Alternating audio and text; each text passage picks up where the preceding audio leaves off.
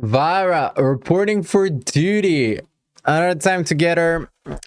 We are gonna do some React. So basically, I am gonna watch some YouTube videos with you today. So yeah, let's get watching. Let's check out some cool stuff. All right.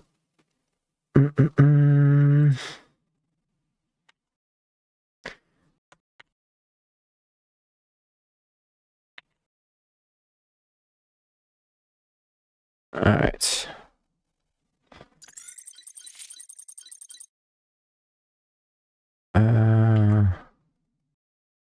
Let's check out.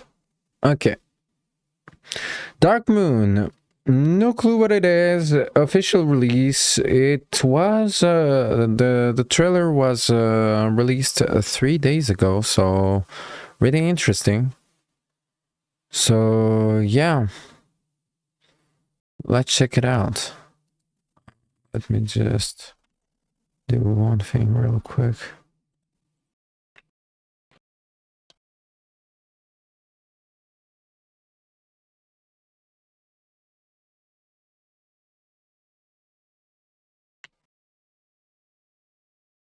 Okay, so Dark Moon. Absolutely not knowing what the fuck it is. Let's check it out. The trailer got released 3 days ago. Let's discover. The sun has always been the main source of life for us. Now, though, it only brings death. After the flash, we must stay on the dark side of the moon. We must constantly move while gathering remaining resources to keep us eternally running into the darkness. Despite us always hiding in the shadows, we try to preserve the remnants of the light. The remnants of our humanity. How long will we last? I wish I knew.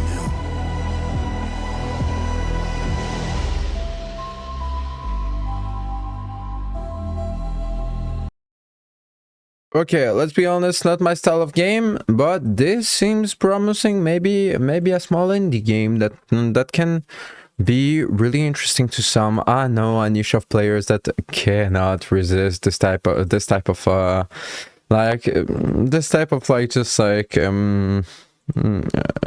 delights when it comes to gameplay, when it comes to story and stuff like that.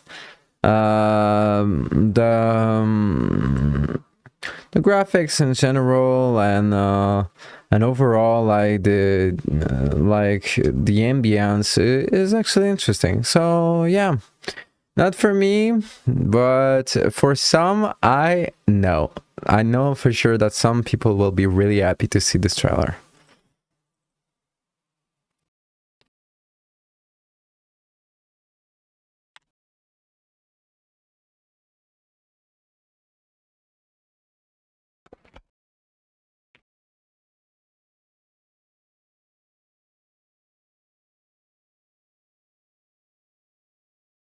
All right.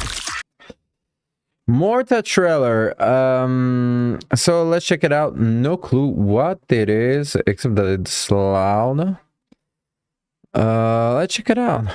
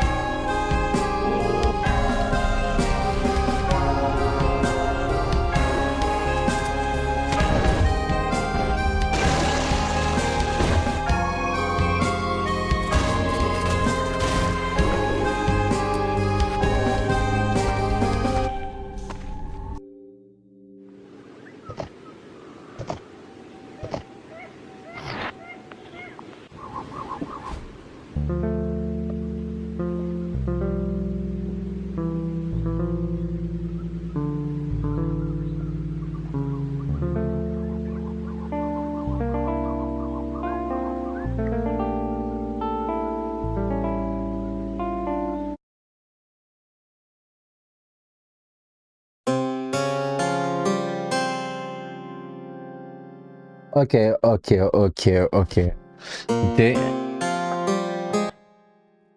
This is the indie game. Wow, this is absolutely wow. This is next gen PlayStation 1 gaming. Wow. I if they're able to just like create a good gameplay loop, this seems so absolutely out of this world. The characters are unique, the powers are unique, everything. Like, this is so interesting. Don't you think it's interesting looking? Wow, this is absolutely wonderful. Like, small indie companies, so on top of that the game will be cheap, so accessible to everyone. The soundtrack seems really interesting, and you can see that, like, I don't know. You have to watch and to be you have to be into video gaming for a long time to notice this, but you can see the love and the passion put into this project. Wow, this is absolutely what a beautiful news. What a beautiful news. Look at the environment. Oh, varied. You go from a jungle to like a sewer to some caverns to deserts and to a temple to wow, and they really show how much they are how much they worked in the diversity of the environment, but also the diversity of the characters. Not a single character look like each other, and the weapons as well. So with this you can see like there's so many weapons that you can that you seem to be able to collect, right? And it is wow, this is a gem. I think this is a gem. I really think, and I really hope that they are able to create like this beautiful a good gameplay loop, and that the story stands up, that the story is like interesting, because like this is promising. This is really promising, and this seems to be really a passion project made from a fan for fans, just to create something beautiful. So yeah, Mortha actually really gotta follow this one out. Like,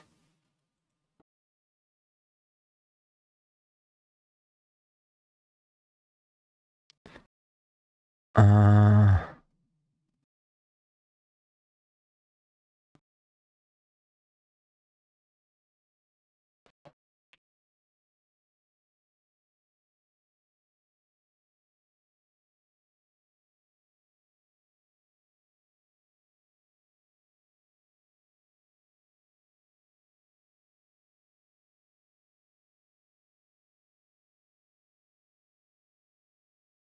okay, let me check the typical.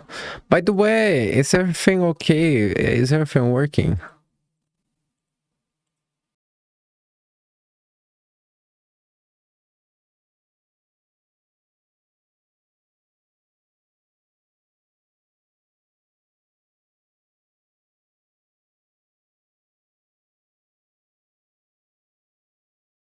Okay, everything is working.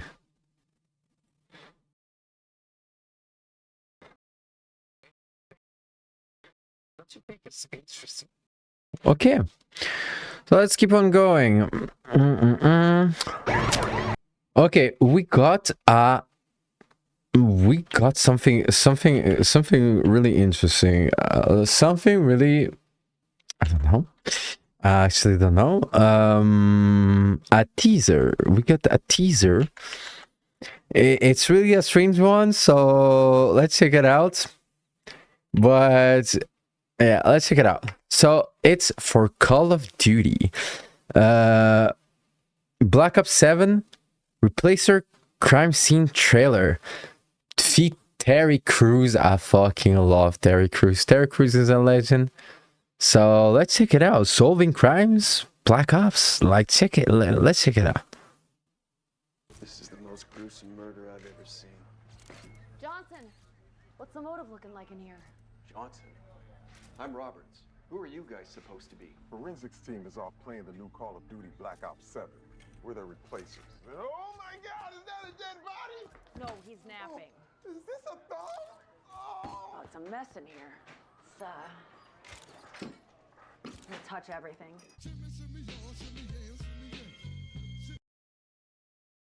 This is the oddest. Wait, let me check if there is like more to this, because like this is the oddest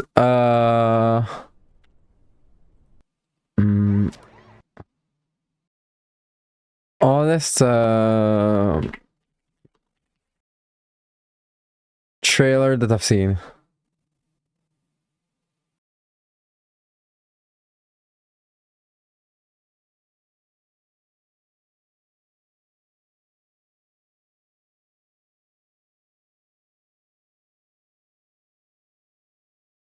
Okay. Let's check out the other trailer with this one. It is truly a historic day as America is poised to become the first nation to inhabit Mars. A select group of our finest and brightest will populate a Martian colony that will become the bedrock for humanity's future. Couldn't find love on Earth. Maybe I'll find it on Mars. I want to be the first human to ever punch an alien in their beaks or noses or green. How to fly a spaceship. We are cleared for launch. Let's populate some planets. Twinkle, twinkle, Hey, boss man, can you turn off the mic in her helmet? Earthmen are the worst. Last time I fly commercial. Shut up! It's go time. If I don't come back, delete my browser history. Me too. Oh damn it! I forgot my protein powder. Turn it around. Oh, the G-force is hitting my G-spot. No haters in space, babe. Well, I'll just set this puppy on autopilot. Oh my God! Oh no! You forgot your sleeves, sir? No, Cap! This sucks! Excuse me, you just killed Jake Paul. Jake, who? Where's the real captain? Well, I'm the captain now. The other guy is caught up in the madness of the new Call of Duty Black Ops 7. I'm his replacer. We're all gonna die. It's time to call for some backup.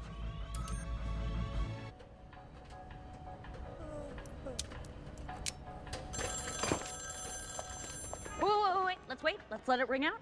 We don't want to seem too desperate. Yo, boss man, what's shaking? Listen up. Training days are over. It's finally time for you to Replace the replacer. Say no more. We've got this. Thank you so much, sir. Thank you so much. Listen, we will not let you down. He hung up. You need to get your shit together. You're a replacer now, okay? Replace. Our boss is 200,000 miles away. We got half a tank of gas, My license is expired. and I have to pee. Let's blow this banana stand.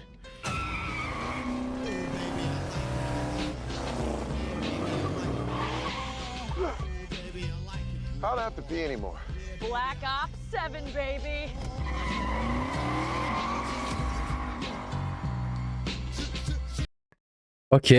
Okay, so this is really really creative. Like on this one, I think it's really fun that like for once like the Call of Duty gets released every single fucking year. All right, so they get like more like creative liberty when it comes to like doing trailers. I think it's really interesting that like they choose to actually like choose like internet celebrities like Jake Paul. I don't know who you are, but you probably do some online content creation. Only know Jake Paul. The small William Scream. Oh, and Terry Crews, yeah. Pretty sure that everyone is really known. Like, I think it's really cool. what does it mean for the story? Because like the stories of Black Ops is actually like, is it going to like the political stuff and into to the political Secret Service type of territory? So this leaves me actually curious about this. Made me like, they're kind of like prank type of kind of fun, creative type of trailer, left me really like curious about the real story of Black Ops 7. So yeah, let's we'll check it out. We'll discover it. All right.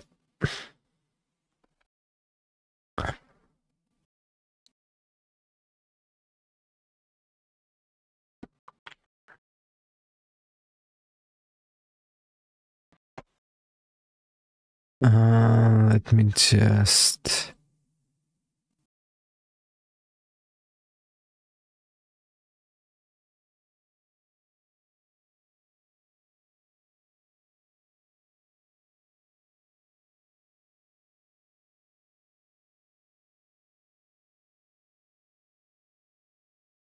All right.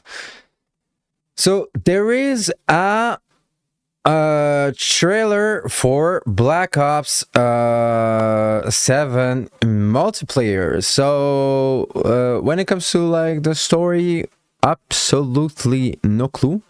But when it comes to the multiplayer, like always, Call of Duty is Call of Duty. Like in a decade, we'll be at Call of Duty 77, you know, Call of Duty 23. But like, let's check the gameplay. Let's see if there is like something that like makes anyone that is left with any hint of happiness. That is not completely zombified by the capitalistic society, that makes you wanna buy Call of Duty. Let's check it out.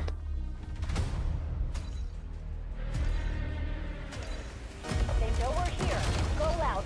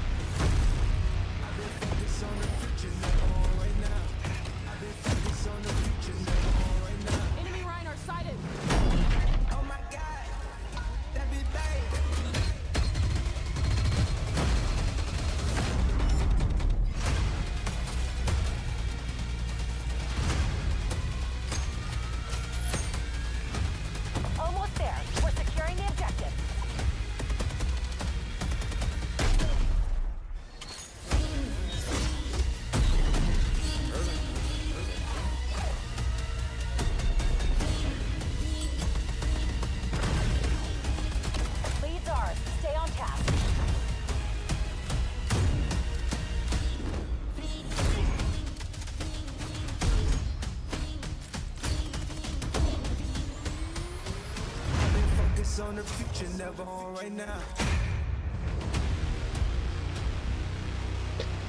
Pre-order now and get early. Okay, so Black Ops, where Call of Duty, when they try to do the futuristic stuff, it's always a flop.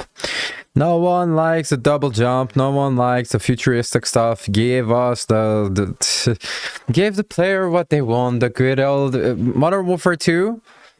the literally re-release Modern Warfare, the world was in shambles. Right now, they go back to this type of arcade type of FPS. I feel that like it will sell because obviously it's Call of Duty, but like shaping your weapons and stuff. Every single FPS, every single Call of Duty, you shape your weapon. Every single FPS, you shape your weapon. But like overall, this futuristic stuff never, at least for now. Maybe it can change. Maybe this will be the game changer. But like at least for now, it never was able to completely succeed at being this at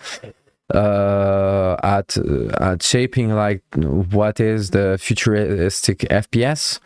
So yeah, maybe a surprise. I think not. I think it will be just like one more, you know. All right.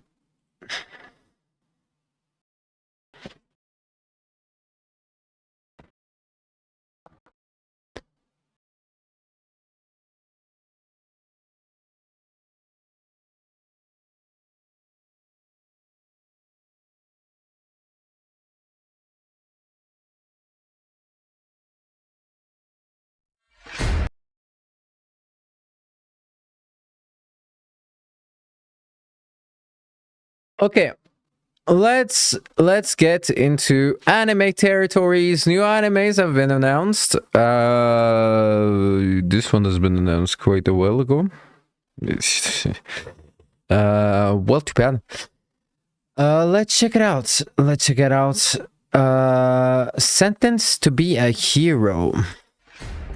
数が多すぎる。何としてもここで食い止めろ。隊列急げ。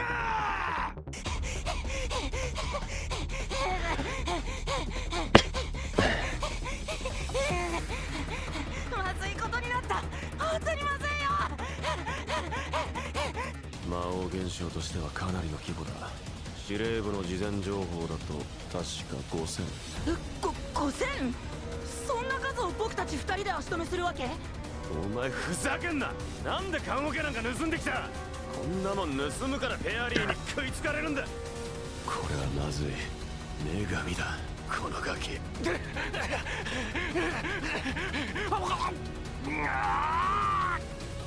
ておさっとしてんじゃねえ。とにかく撃ち続けろ。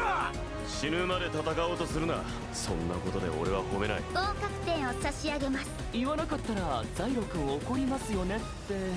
ギリギリまで引きつけろ。撃て。この偉大な力を好きなだけ称賛し、崇め立てまつることを許します。10時の方向、指1本分くらいくじ寄り。このままでは囲まれます。そろそろ出番なのでは。ああ、道を開けてくれ。盛大に頼む。もちろん刮目してご覧なさい。勇者系に処す。懲罰勇者9004対刑務記録。 Okay, not my style. I don't like so they used 3D. Yuck. And the character design like seems like it's not uninspired. It seems interesting. Maybe on this one I'll check the reviews. It's not a blind. I saw the trailer and it made me watch it, you know, type of stuff. So yeah, interesting. Sentenced to be a hero, but like the story, no clue what's going on. But yeah, all right.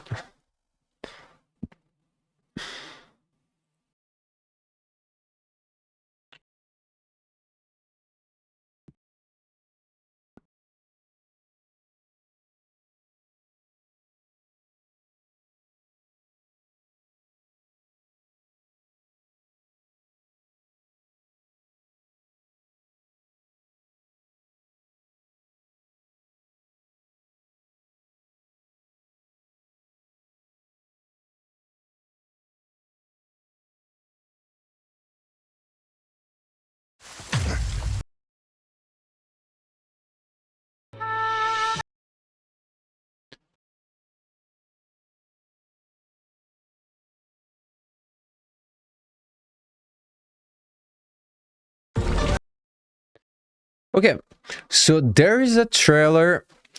Ever heard of Digimon? Can you believe that like this Digimon is still ongoing strong?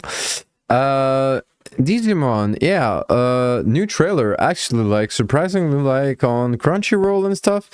I'm kind of curious because do you know the sad story about Pokemon and Digimon? It's the TV shows, it's the anime that everyone watched, but no one really did. And like the thing is, like I don't know, maybe this one, maybe someone watched. I actually don't know who watched actually Digimon or Pokemon the full anime. I see no personality type that actually like watch these animes, like being like yeah I want to watch like all the Pokemons, like so, but usually they don't get like this promoted, especially like basically they don't get into my feed. So for that to happen must be something. So let's check out and I'll go into memory lane and rethink about Digimon. Let's check it out. デジモンってのはサポタマから生まれたモンスター。そんでそのデジモンが起こしたトラブルを解決して賞金を稼ぐのが私たちクリーナーの仕事。あんたたちはもう賞金首。腹減ったってな。あれも夢か。なんだ。俺っちは月光マンだってな。私はレイナ。何よ。誠と言います。誠見えない。賞金を免除されるためにはクリーナーとして働くしか道はありません。トモロ、俺と一緒に来い。クリーナーになれっていうのか。他に当てがあるなら話は別だがな。だがまだ希望はある。俺っちを信じろ、トモロ。何が起きてるんだ。彼自身がデジモンを操って戦っています。トモロ、俺っちにいいパルスを分けてくれ。先手必勝。フリスティモン進化。データベースにも出てこない新種のデジモンです。データロックされてる。困った時はお互い様さ。俺はサポタマも AI も信用してない。お前は一人じゃない。信じろ、お前のビートを。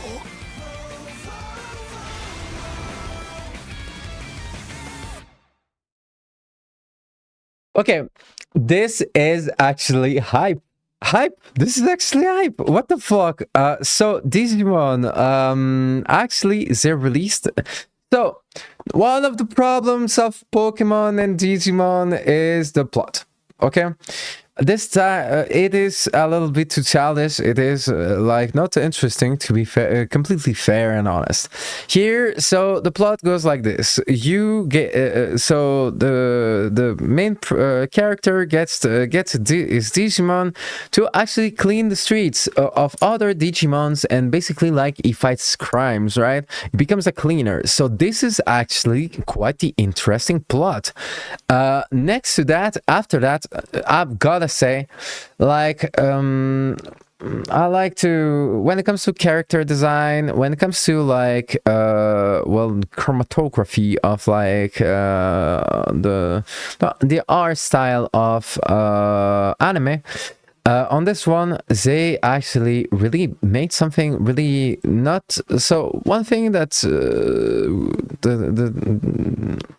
that people need to remember is that it is a TV show that is targeting like well, teenagers, and but also like little kids, children. And when it comes to that, something like this art style is actually like not too stylized, but is stylized and really clean enough for it to be really like, I don't know how to say it, really interesting and really beautiful looking for like children. And I think that like the effort that they did to actually make it really accessible when it comes to like the visual art style, but also creating a story that is actually more of a more of a shonen, like more of a regular shonen, I'd say, is actually fantastic. Like it's not like just like a bunch of kids that like walk around and they don't know, and they don't know much in general, you know what I mean? Like here it's like it's something that like a teenager might enjoy, even I might enjoy actually, and the characters are actually really interesting and the trailer really sells it out really well. And on top of that, you get all the products bound to that, so it's really cool. But I think that, and the main character, I think, has really a vibe that like for any kid is really cool. Like the characters look really cool to kids, I think, you know. Like I think like they really managed to create something a little bit special, and I think that like this is why they even like promote themselves on Crunchyroll this way. I'm guessing that like they promoted like other seasons, but like I don't know, like this looks like a step up. This looks like a step up. This looks like us like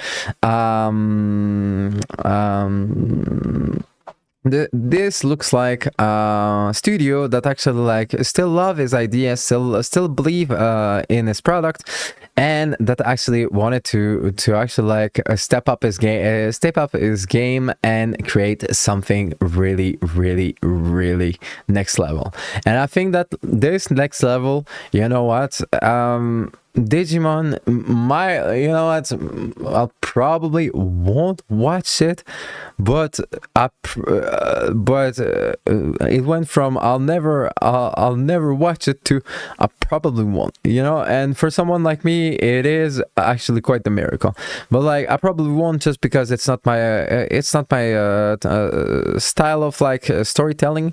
But when it comes to the product itself, so the anime for like everyone, this is such a cool thing for kids. I'm so happy for like all the kids that will get to watch this TV show and will discover Digimon like we discovered back in the day Pokemon and Digimon the same way. Like I'm so happy for this kid. They really got a next level product, and that is already like really cool. The characters look really cool. The Digimons look really cool, adorable. So yeah, really fucking fantastic. Really fucking fantastic.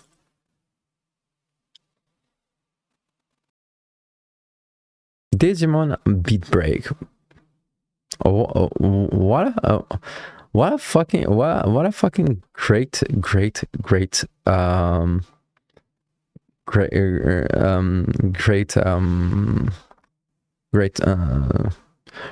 promising story.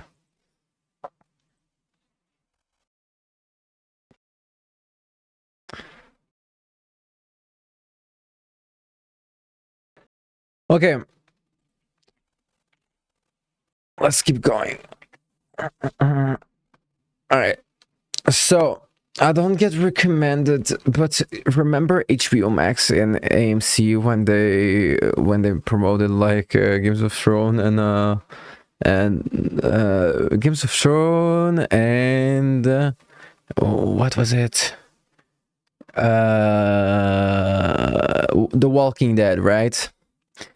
I fucking don't know, but like usually like this type of like trailers do like it's either like my fucking algorithm is a hyped algorithm built on by myself for myself, just to never so I never have to really like search for content.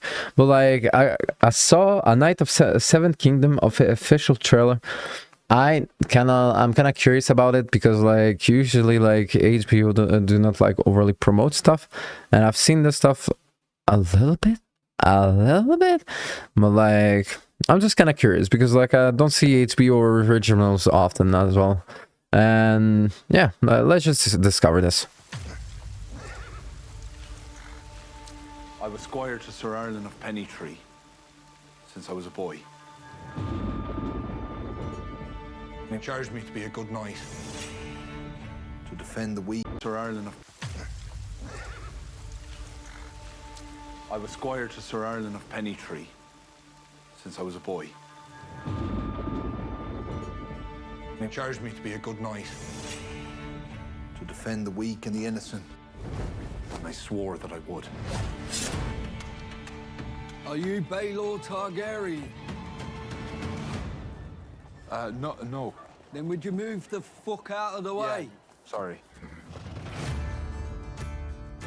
What's your name? Sir Duncan the Tall. Never heard of him. Do you know every knight in the Seven Kingdoms, then? The good ones. If you could bring me to Ashford, I could swipe you, sir. Rob me, and I'll hunt you down with dogs. You don't have dogs! I'll get some. Where? Oh! Boys, stop gaping. See to my horse. I'm not a stable boy, my lord. Not clever enough. I know I'm just a hedge knight, but sometimes I think there could be more.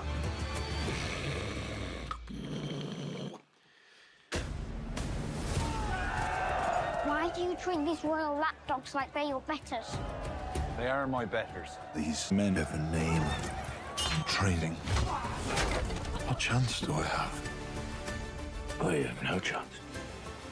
Falling star brings luck to those who see it.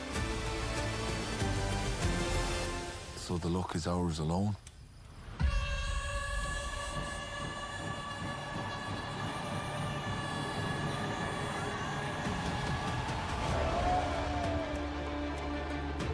I need to fight honorably. But sometimes I think I buried my courage alongside the old man. And in every man, there are many men. So be brave. Be just.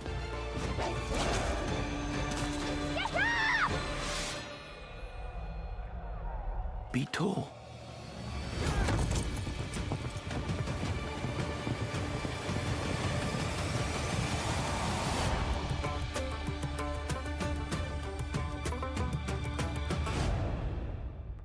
Okay, wow. Are you telling me we're getting some more Games of Thrones J.R.R. Martin universe? So, okay, so something that you might not think about. It is something that that will make the story really interesting, at least intricate in some ways. A tale 100 years before Games of Thrones. Do you know what's going on in Games of Thrones? War. Do you know what's not going on in A Night of the Seven Kingdoms? War. So this is interesting because we get to see Westeros during a time of peace with someone actually just trying to be someone. And this is why, like, you might be like, I was a little shocked by how, like, everyone is kind of chill, you know? Everyone is kind of chill, you know, like, kind of don't care, like, just, what the fuck are these stakes, you know, like, they don't care? Oh yeah, because Westeros is at peace. And actually, it is not like a time of, like, winter is not coming, and like things are not like this, you know. So this is interesting, and this is actually the story of a squire, like of someone that wants to, of a squire and someone who wants to become a knight. So during a time of peace, so the in general, I think that the story is really fascinating because, like, so it's lighthearted, firstly, because it's not this Game of Thrones that we get to see. So it's based on novels of George R.R. Martin. So this is interesting, and also, like, we get to see, like, a Westeros that we never saw before, because the Westeros that we saw, Night Walkers, dragons, Daenerys, and all this stuff. Yeah, you get me, right?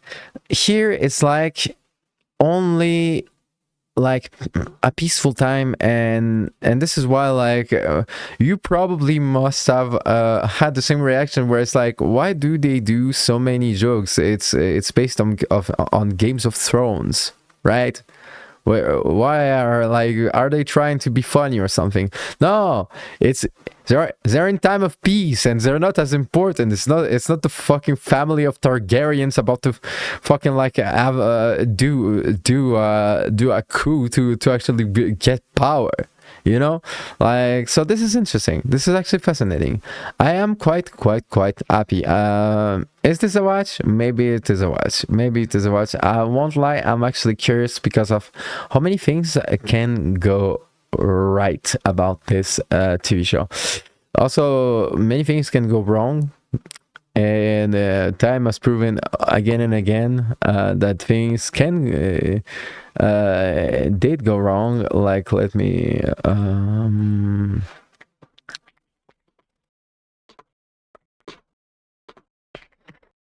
like it's kind of like the Lord of the Rings TV show. Ever heard of the Lord of the Rings TV show? There is a TV show, yeah. Yeah, exactly. So pretty much like kind of like this, right? So, but interesting, must say. And the idea, I think that creatively it is something absolutely like astonishing that like they actually add the nerve to actually go for something like this as a creative idea.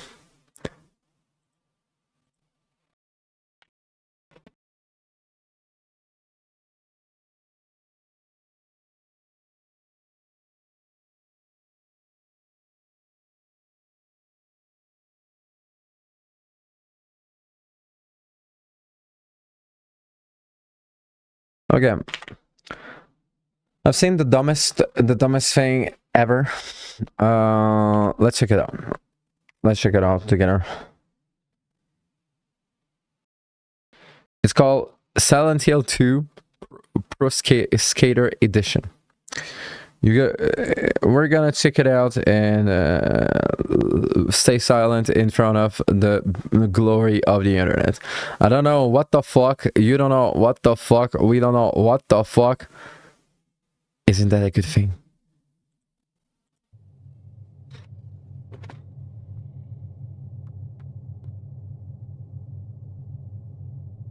I don't know why I think she's here. I wish I knew.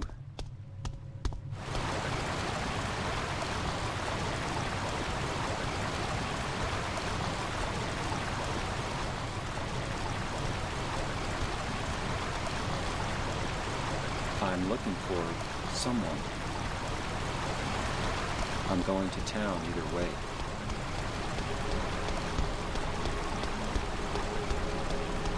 I guess I really don't care if it's dangerous or not.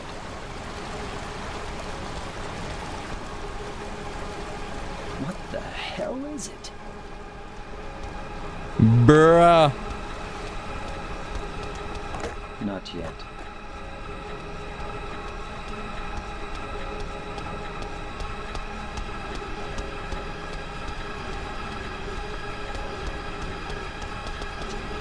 Is it dangerous?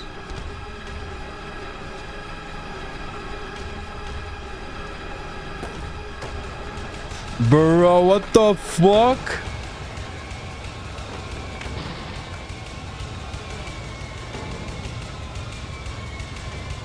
No fucking way.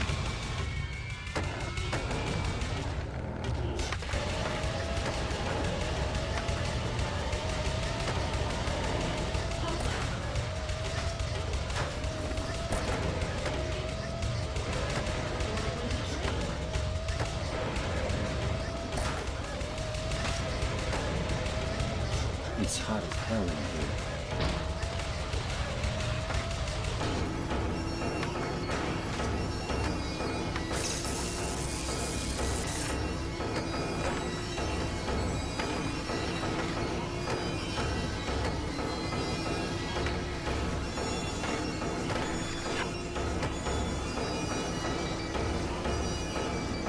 Bro. I'm not crazy. At least I don't think so.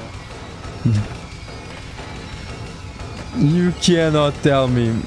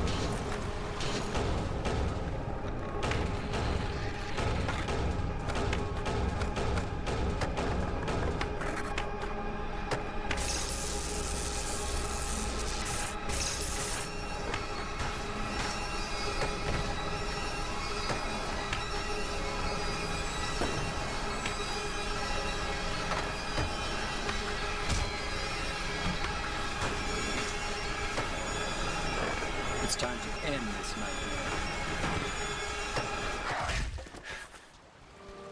nightmare. You gotta be fucking joking. He got hit by a fucking car? This is when art meets magic. Like meets divine. Like, what the fuck is this? Like, pro skater, I'm not very good. Like, tell me you can download it, bro.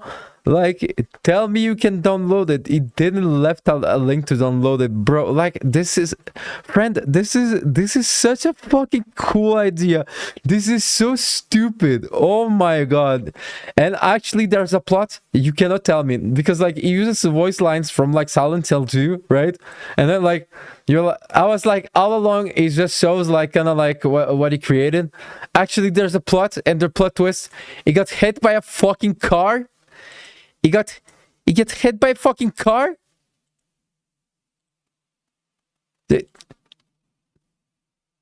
That's why I love the internet. Give this man like 5,000 likes and swat his house so I get like his birthday present. Like I had like, what the fuck is this? Like this is absolutely like beautiful. This is so adorable and so well thought, so and just like he put so much effort to create like such an odd like gameplay, but like this is legitness. This is pure legit. It's so legit, and like I don't even know what to say. I don't even know what to say. Give this man money. Give this man money. Call how is it called?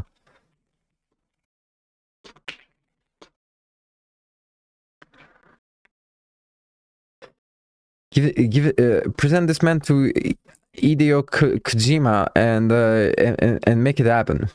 Make it happen. Like I don't know.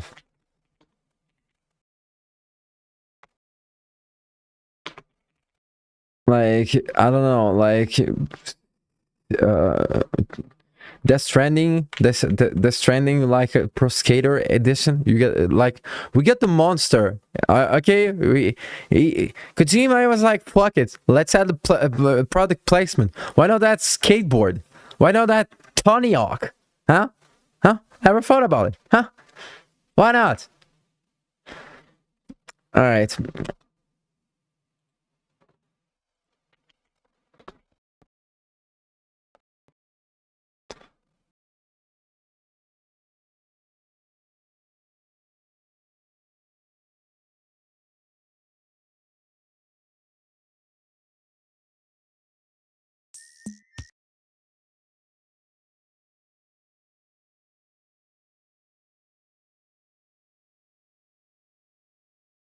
How many characters?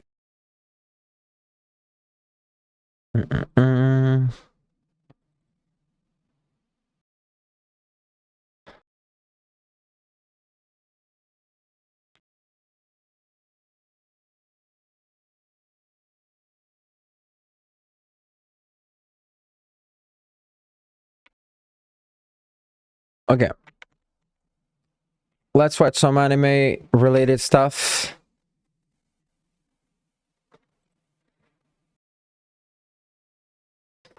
Been a while. Let's check it out. The villain that broke anime. Let's check it out. If you see the thumbnail, you already know who it is. I know who it is. It broke me too. But let's see. Truly say broke anime. Not just iconic, not just powerful. I'm talking about characters so unforgettable that they rewrote the rules of the genre. You could probably count them on one hand. And today, I'm going to show you the one who did it best. The man who shattered expectations, who hijacked the story of Bleach itself. This is how Sosuke Aizen broke anime and why we still haven't recovered. Of the 42 characters I've covered on my channel so far, I honestly believe that after research, this is the most interesting character I've come across and the most fun I've had making a video. This dude is so insane that he stops the main character's theme song with a finger. When you talk about a character breaking anime, I can't think of a single feat more deserving. But that's only the tip of the iceberg. There are no less than 4 more ways he's done so, and it's about time we get into what makes him so special. Something that sets Aizen apart from many villains is we don't know much about his past. But here's the thing, we don't need to. He isn't shaped by tragedy, he's driven by philosophy. He looks at the world, rejects it, and chooses to rebel. Yeah, this is true. Aizen is actually a character, when you actually discover him, is not broken by the Soul Society, is not broken by the Gotei. He is an accomplished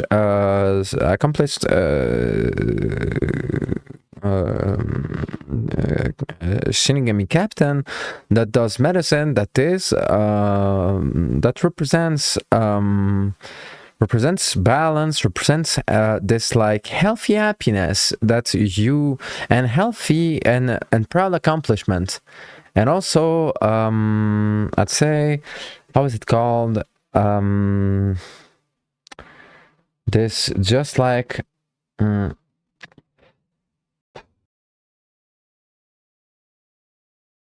this delicate way to be noble. And this is what's really interesting. It's not like this angry type of like antagonist that's really like gets into your nerve quite fast, and you understand that he is the problem, you know what I mean? He is quite the picture perfect of the character that is like in every anime, but what's beautifully done in Bleach is that he is quite well explained. So the captains are quite well explained, you get a lot of exposition, and because of that you actually like get to know and get to see the Aizen in many different ways, and you never see it coming. And this is the beauty of it. I think that like when it comes to story writing, the story of Aizen is one of the best turn of events that I have witnessed. It is so diabolical. It is so beautifully done, masterfully done. You just do not see it coming. And you know it, I know it. It's unbelievable. You don't need a tragic backstory for that, you need conviction. With that said, his past still reveals important information. From an early age, he knew he was immensely powerful, and he struggled to relate to others because no one was on his level. This led to tremendous loneliness, but that isolation didn't destroy him, it refined him. It gave him Yeah, exactly. Like in many like storytellings, in many stories, this isolation creates like this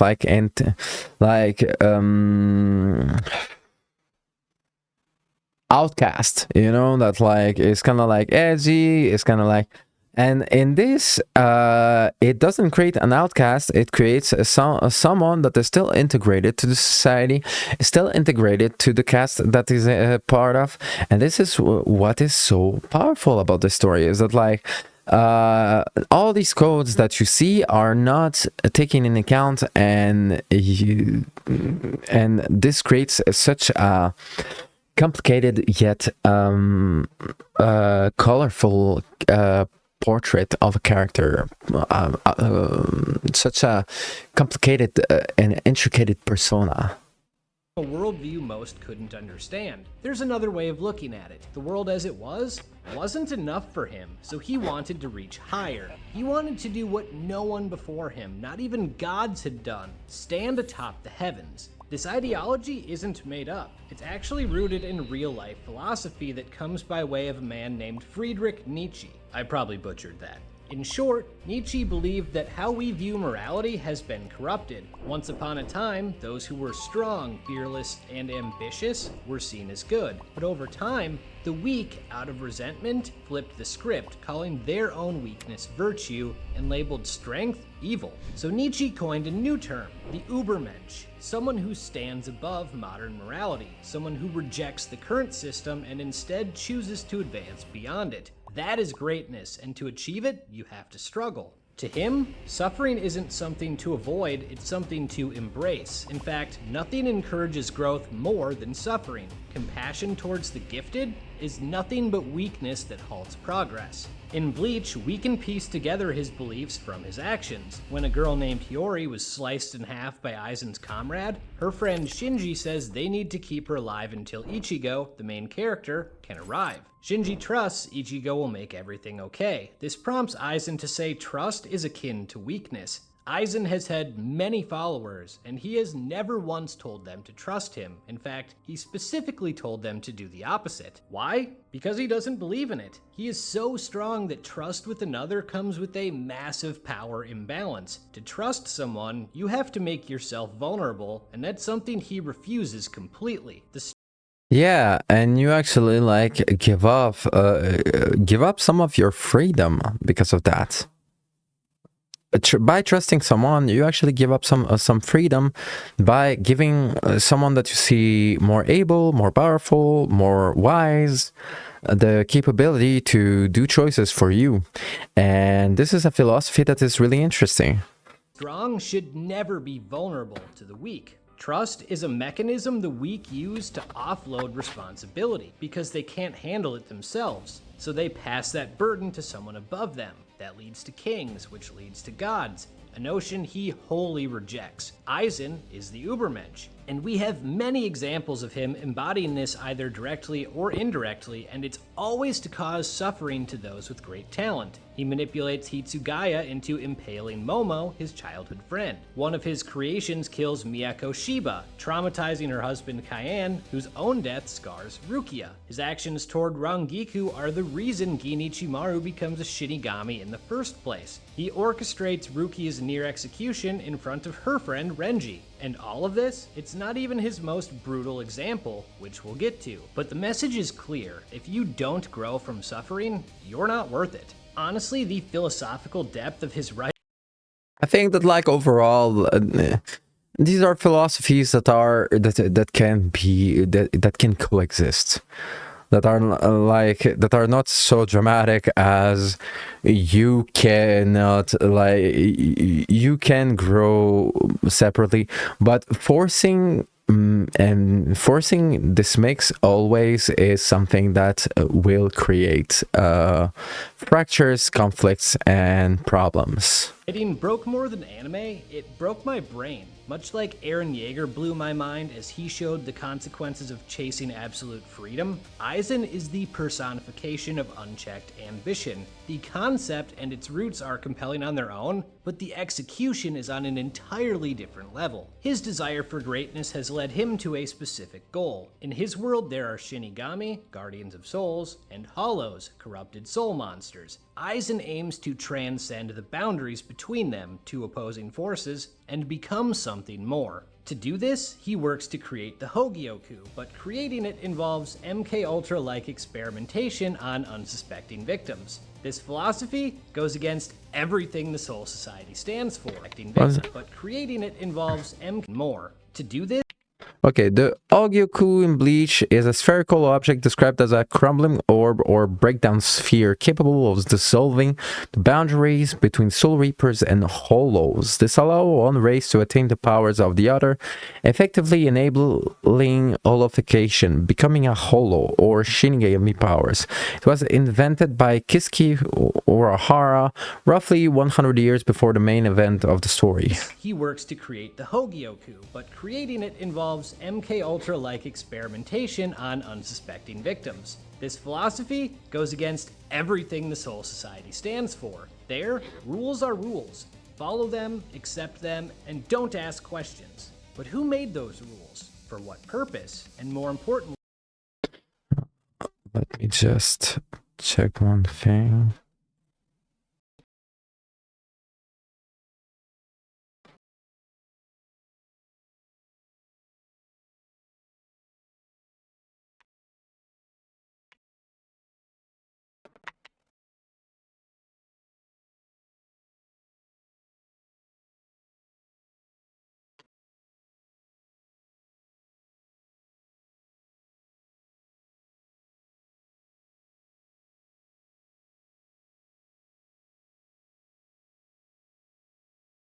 If those rules were made by the weak, why should the strong obey? Aizen questions everything and accepts nothing. Naturally, he despises this system, so he hides. He masks his true nature from everyone, plotting from the shadows and exploiting everyone in the process. And the genius of it all? The audience is tricked too. At first, the Soul Society appears cruel. Only one man is questioning things, Aizen. Most captains of the Gotei 13 come off as cold or sadistic, yet he's kind and polite. Like us watching, he's wary of Rukia's execution and asks, does the punishment fit the crime? He confronts Gin, the coldest captain we've seen, out in the open. And then before you know it, he's found crucified. You think there must be a conspiracy. He must have known something we didn't. He did, just not what you thought. And that's when he breaks anime again, delivering us the greatest twist villain in anime history in a way that changed how you can write villains. Not only is Aizen alive, he's been manipulating everyone. I said it with Gin, another video you should watch by the way. The deception here is brilliant. Rukia heading to the land of the living? That was Aizen. The execution he publicly questioned? He was behind it. Why? Because for once in his life, Aizen's progress had stalled. His Hogyoku didn't work. There was someone else working on something similar, a fellow genius, Kisuke Urahara, and so he used Rukia as a pawn to get a hold of it, then ordered her to be killed so he could retrieve it from her corpse. The way he did that was awesome too. He went to the judicial branch of the Soul Society and murdered all of them, then used his Zanpakuto Kyokasui Getsu to impersonate them with its hypnosis ability. From there, he issued rulings that benefited his scheme with no one the wiser. Between Rukia's execution, Ichigo infiltrating the Soul Society, and Gin playing up his own guild per Aizen's orders, Sosuke was able to operate completely unnoticed. Not only was he behind what we were seeing in the Soul Society, he was even responsible for things we hadn't learned about yet, like why Urahara left being a captain. Before the series even began, Aizen realized his captain, Shinji, was wary of him, and he leaned into that, which allowed him to not only use Shinji as part of his experiments, but scapegoat both him and Urahara. But it doesn't end there. Hueco Mundo? Another elaborate scheme. He used Ichigo's love interest, Orihime, as bait, and when fellow Gotei 13 captains followed to face off against the monsters Aizen created, he trapped them there while he dipped out to pursue his actual goals. This didn't come out of nowhere either. When we first see him, he's portrayed in a positive light. Meanwhile, his appearance is literally covered in shadows. The symbolism couldn't be clearer. It's not covered in shadows. He's the ordinary, noble, successful Shinigami that actually is here for a reason, because he wants to be here. And this is the brilliance of Aizen, is that it is a character that has all the rights and has all the motivations to be here, and then you discover that like this man is actually completely a complete monster, and this is something absolutely, well, that changes a lot when it comes to, well, understanding how you perceive someone, because Aizen, like I said earlier, has really this personality of this successful Shinigami that actually is here for a reason, because he wanted, he desired to. He is successful, he is noble, he is able to show what is prestige, and one thing that he do, at least this far, is not covered, is the fact that Aizen was always nice. There wasn't a moment where Aizen wasn't reasonable within his choices and wasn't someone that was actually just really nice, calm, and understanding of what is happening, and had his own convictions that were like hidden by other convictions, but that is something that makes him really a character like no other. He's the only one questioning orders early on, which is in his nature to do. We just thought it was for different reasons. When he became a captain, Momo became part of his division, and she grew attached to him. Then things get dark. She's the one who discovers his hanging corpse. She's overcome by emotion and lashes out at the assumed culprit, Geen. When Aizen's revealed to be alive, she's so happy she can barely contain herself. His response? Impale her. It's not only the betrayal of someone who believed in him, there's more. He intentionally became a father figure to her and made her reliant on him so he could use and discard her. And yet, if you asked him about it, he'd call what he did mercy. I think that like I will actually disagree with that, where I think that like it's simply have a double persona, a double portrait, a double personality, that in one way within like this public space everything is true, but when it comes to his own motivations and his own ways, there is a point of view, an opinion, and a different desire for his own personal sake, where I don't think that like he's blatantly lying about the sentiments and the feelings that he has, especially when we talk about like Bleach is based on shinigamis. Shinigamis are Japanese, and within the Japanese culture, this type of double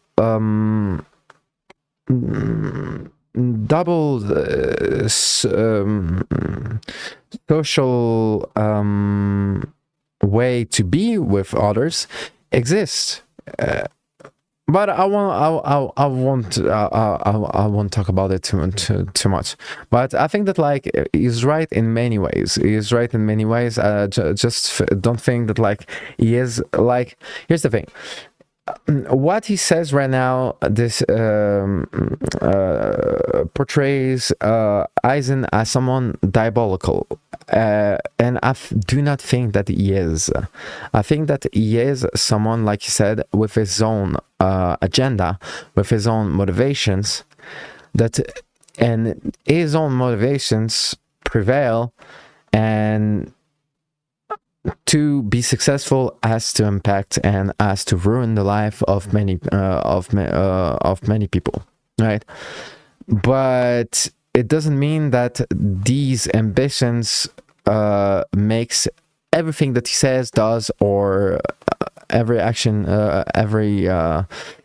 every way that he is makes him diabolical and is like sick-minded, like mastermind that actually like watch people over and always know better and always hide something. You get me? Maybe it doesn't matter. She knew that because she'd become so dependent on him, she couldn't keep going without him. She didn't grow from her suffering, so he decided to kill her to spare her from future despair. He does the same with Tosin.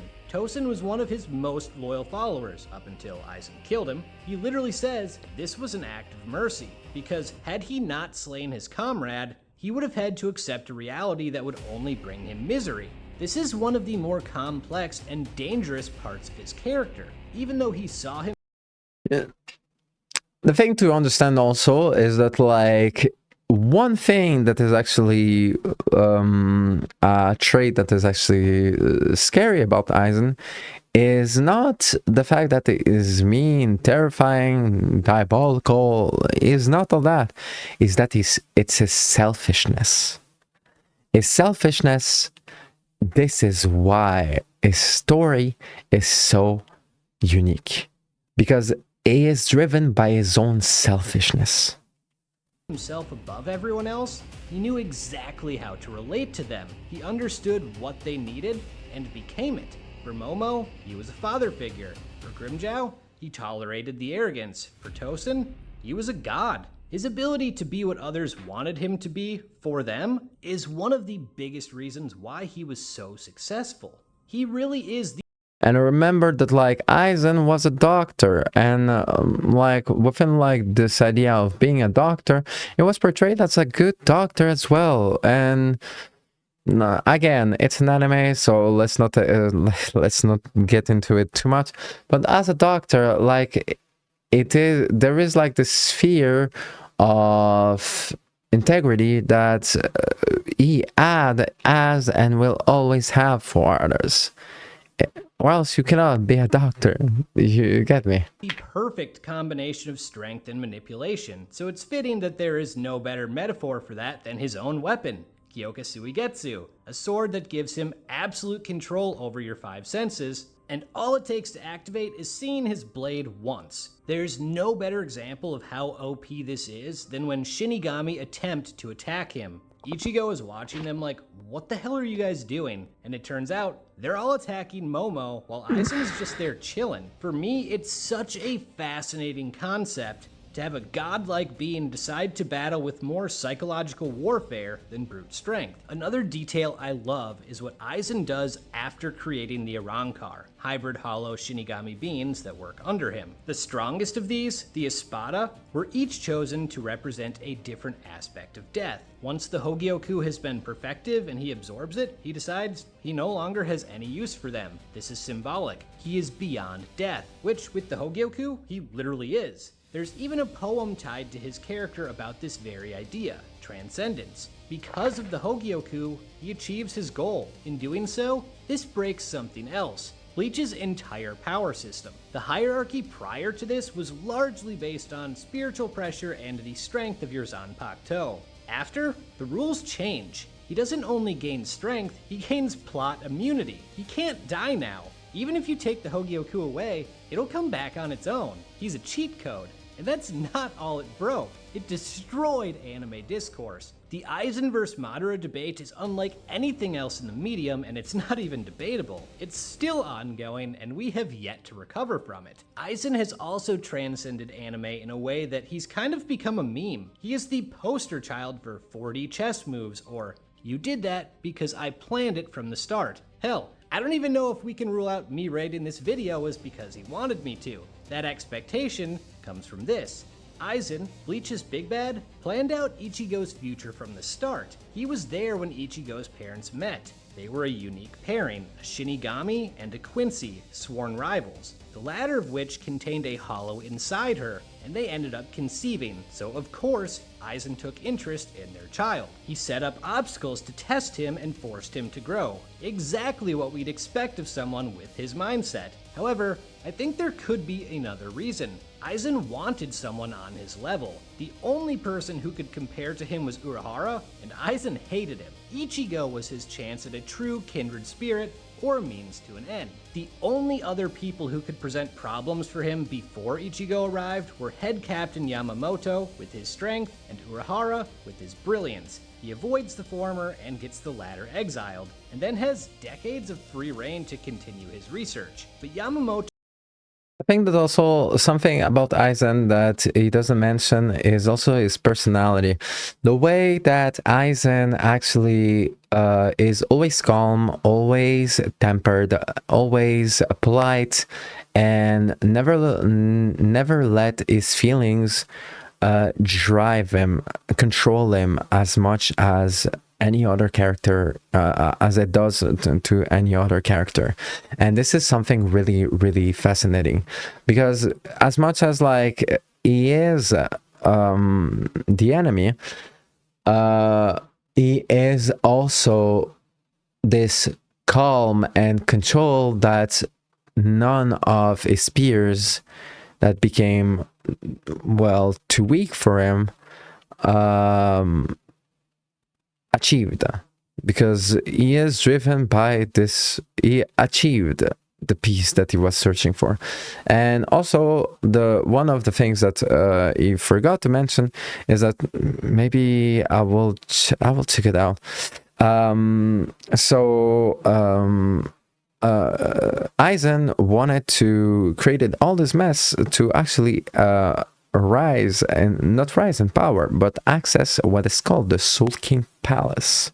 The Soul King Palace is revealed to be a place of higher powers, even higher than the Gotei 13, and these and Aizen was trying to get all this power to actually see the Soul King. I will check it out just in case, but like, yeah.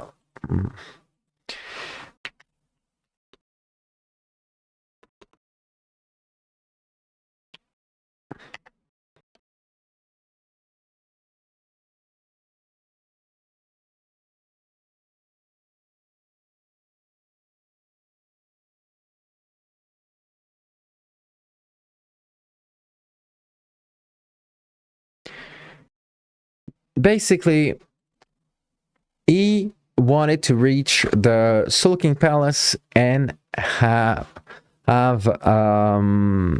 and actually have a meeting with the Soul King. Why? I don't remember exactly why. I won't search for now. But like, this is interesting because at the end of the day, you can see all his motivation, and you can see that like it has not been reached.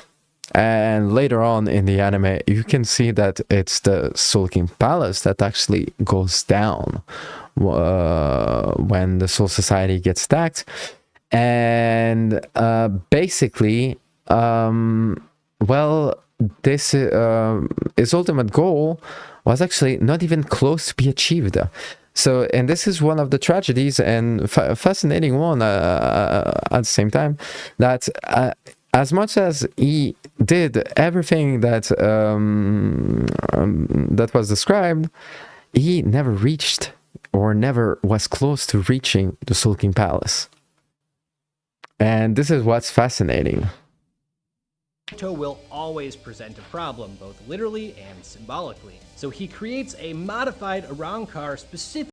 And you can see all the mess that he created. He went through creating an army, betraying his whole kind, the whole soul society, like becoming ascending transcendence, and yet still he wasn't able to reach the Soul King Palace. Can you believe it? Designed to deal with him. This plays a role in defeating Yamamoto, and the interaction is fascinating because unlike with Momo or Tosin, Aizen shows clear disdain here. Yamamoto Genryosai, to you, I will not say I will not kill you. You are the very history of the Soul Society itself, and as such, you alone will die by my sword. This man represents everything Aizen despises about the Soul Society. He is the old guard, the status quo itself, and it's why he cannot be spared. But the job isn't done. Yes, he's transcended, but remember the other thing he wanted? To stand atop the heavens. If he can create a portal by collecting enough souls, he will literally be able to step foot at the Palace of the Soul King, a godlike entity within the Bleach universe. If he gets there, his goal is complete. But would that be enough? At one point he says the only solitude he's ever known comes from his blade. That could mean a lot of things. Maybe he wants an equal. Maybe his only way to combat his loneliness is with strength. Maybe he secretly yearned to be average, to not feel the burden of being exceptional. So if he does reach that final destination, what then? Will he? Something that is interesting, maybe it is an opinion that is just because of what is well, career, profession within, like specialization within the Soul Society, medicine. He is a doctor, and many doctors, like within the storytelling of our lives, many doctors and people within the reach of this type of degree of knowledge can see a better future for everyone, and can end up as scientists, reaching this hierarchy alone, and seeing how using the same science the world will be a better place. But they end up having this thought by themselves and completely unable to do anything about anything or anyone. So maybe this is why. Maybe this is because he is a doctor, and he saw this status quo, and as a doctor he saw a change that only he can see because of his knowledge of medicine, because of his knowledge of what the perspective that medicine offers to someone when you actually understand it.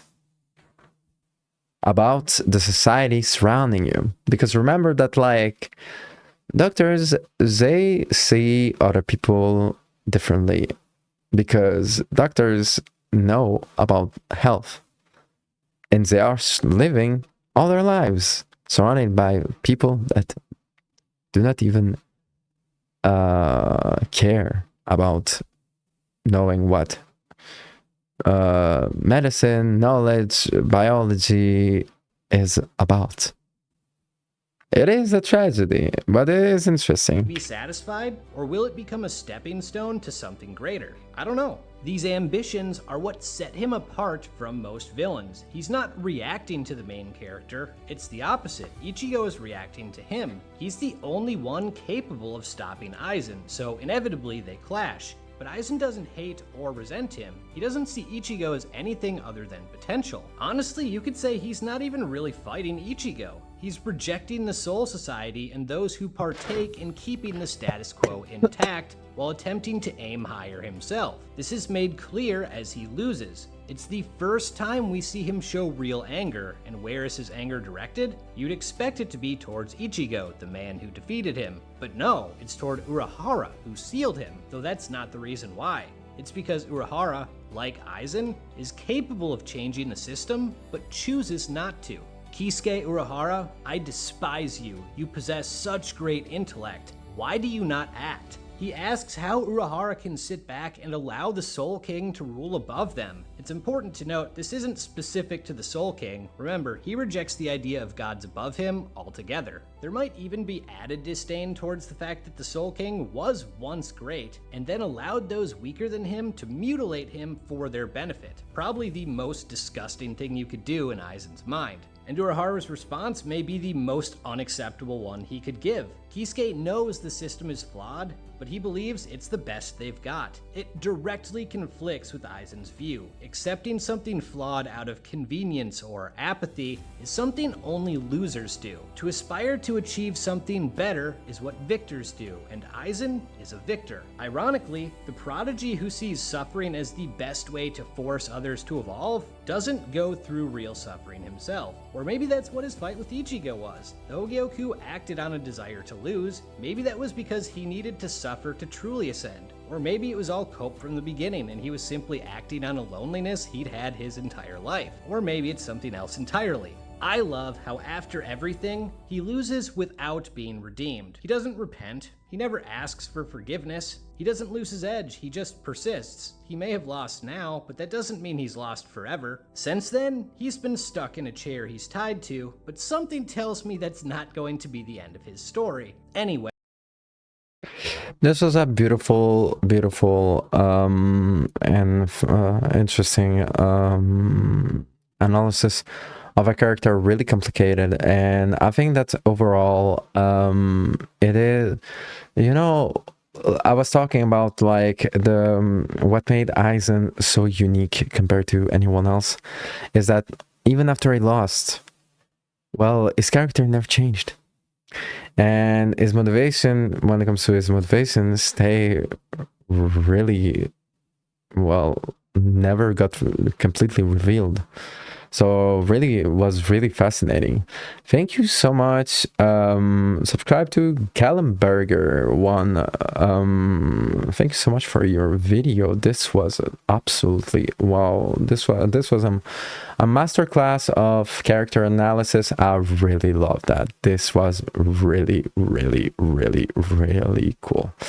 So yeah, subscribe to him, leave him a like, and yeah, I'll most people, right, yeah, really, really insightful video, really, really interesting, and really, really fascinating way to actually take interest in a character that I always saw as really unlike any others. So yeah.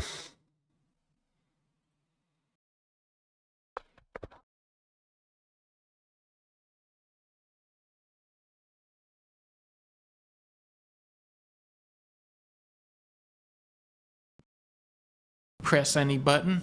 What if I pressed a button?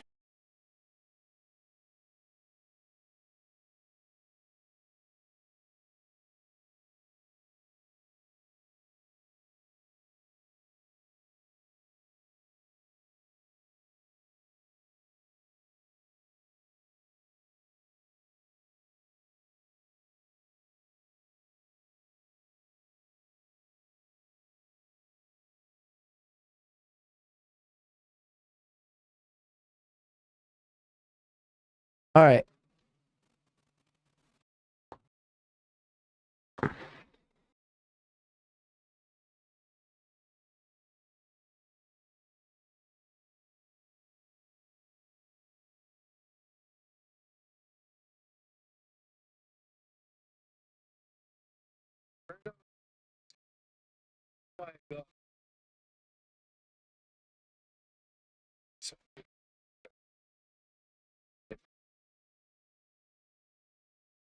Okay.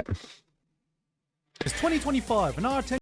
My boy, the legend, the one and only Gigok. Let's give this man money for free. If you have money, give it away to Gigok. And do not forget to leave him a billion likes, 700 follows. Go buy him followers. Like, this man deserves everything. He's a legend. I really love this. I cannot believe how much I love Gigok.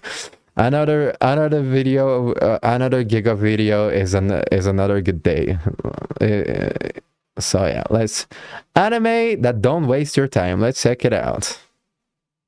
Attention spans have hit an all-time rock. It's 2025 and our attention spans have hit an all-time rock bottom. Remember when 300 episodes of Naruto felt like a walk in the park, and now even clicking on that first episode of a 12-episode series sounds like a commitment? Well, yes, this is true. This is true. I feel it. I feel it so much. I have to what's it called? I have to do the effort to tell myself I'll watch this anime every couple days to the progress. I cannot. I struggle. Please send help. You have my socials. If you can send help. Don't worry, allow me to introduce you to the wonderful world of anime short films. Beautiful little animated packages that even your attention span can man. Hey! Okay, this is fascinating because short films, AMVs, as they called, like, I don't know if you call it, so in anime there is what is called anime. There is the movies. No, it's not AMV.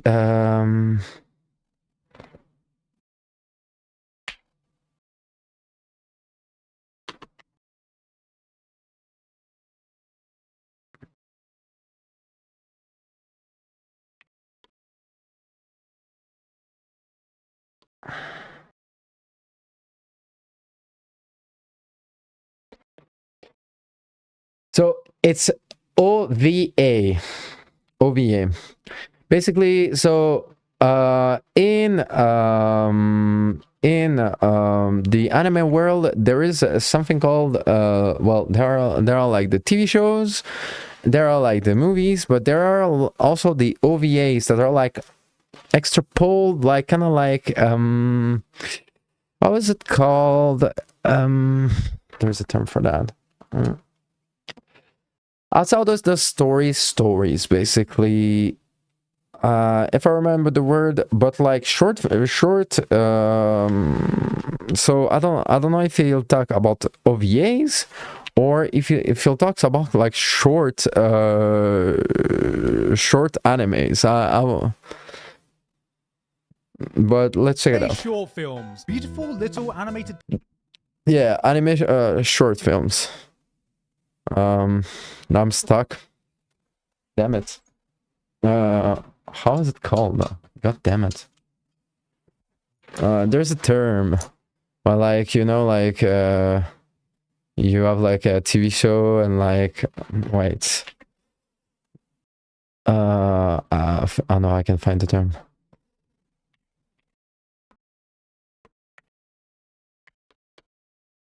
A spin-off. An OVA is somehow a spin-off, somehow just like a parallel story that has nothing to do with the main story, but that has meaning and that is completed within the OVA. It can have like 1 to multiple episodes, but anime short films, I don't know, maybe it's that, but like if you didn't know what an OVA is, well, now you do. I'll just repeat it one time. So OVAs are, so within like the world of animes, there are like what is called, well, anime, with episodes that are like serialized with episode seasons. There are like movies. Obviously, you know what a movie is. You do not know. So a movie is basically like, you know, an episode of anime. It's like 20 minutes. Right. A movie, it's like 20 minutes, but like you pack them up like 20 minutes, 20 minutes, 20 minutes, and you try to make it so it lasts like 1 hour and 30, 1 hour and 40, sometimes 90 minutes is the average. Right. And OVAs is basically like that's what's interesting. OVAs can, it means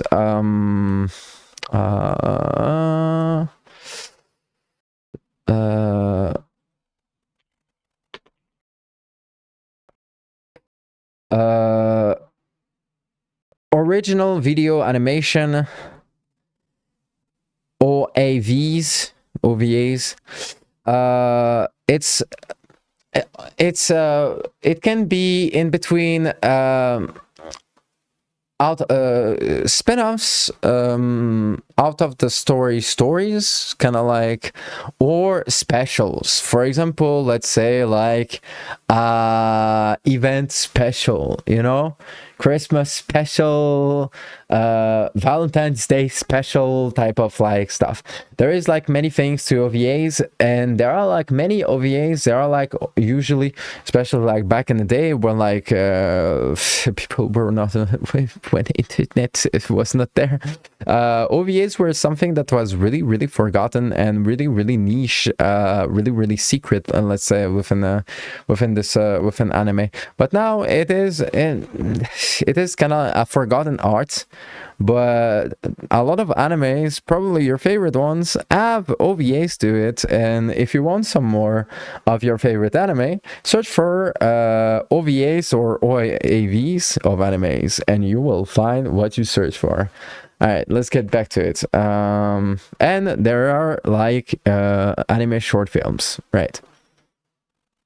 Packages that even your attention span can man. Hey, no more scrolling. I don't know why I said that. This isn't even TikTok. As you may or may not know, I just completed my first short anime project myself, and in the process of making it, I watched a lot of anime shorts for inspiration. So, in between me and my team losing our minds working on a movie-length documentary on what it's like making an anime, I thought I'd make a quick video showing some love to some of my favorite short anime I discovered that may or may not have inspired me along the way. Some of them are 3 minutes long, some of them are over 30 minutes, but that may or may not have inspired me along the way. Some of them. So this one, I actually watched it. You can find it. It is actually a short film. It lasts less than 10 minutes. It is, and actually on an artistic like standpoint, it is interesting. It is actually, it's really short. You can watch it at once. It's on YouTube if you want. The name of it is let me just get into it.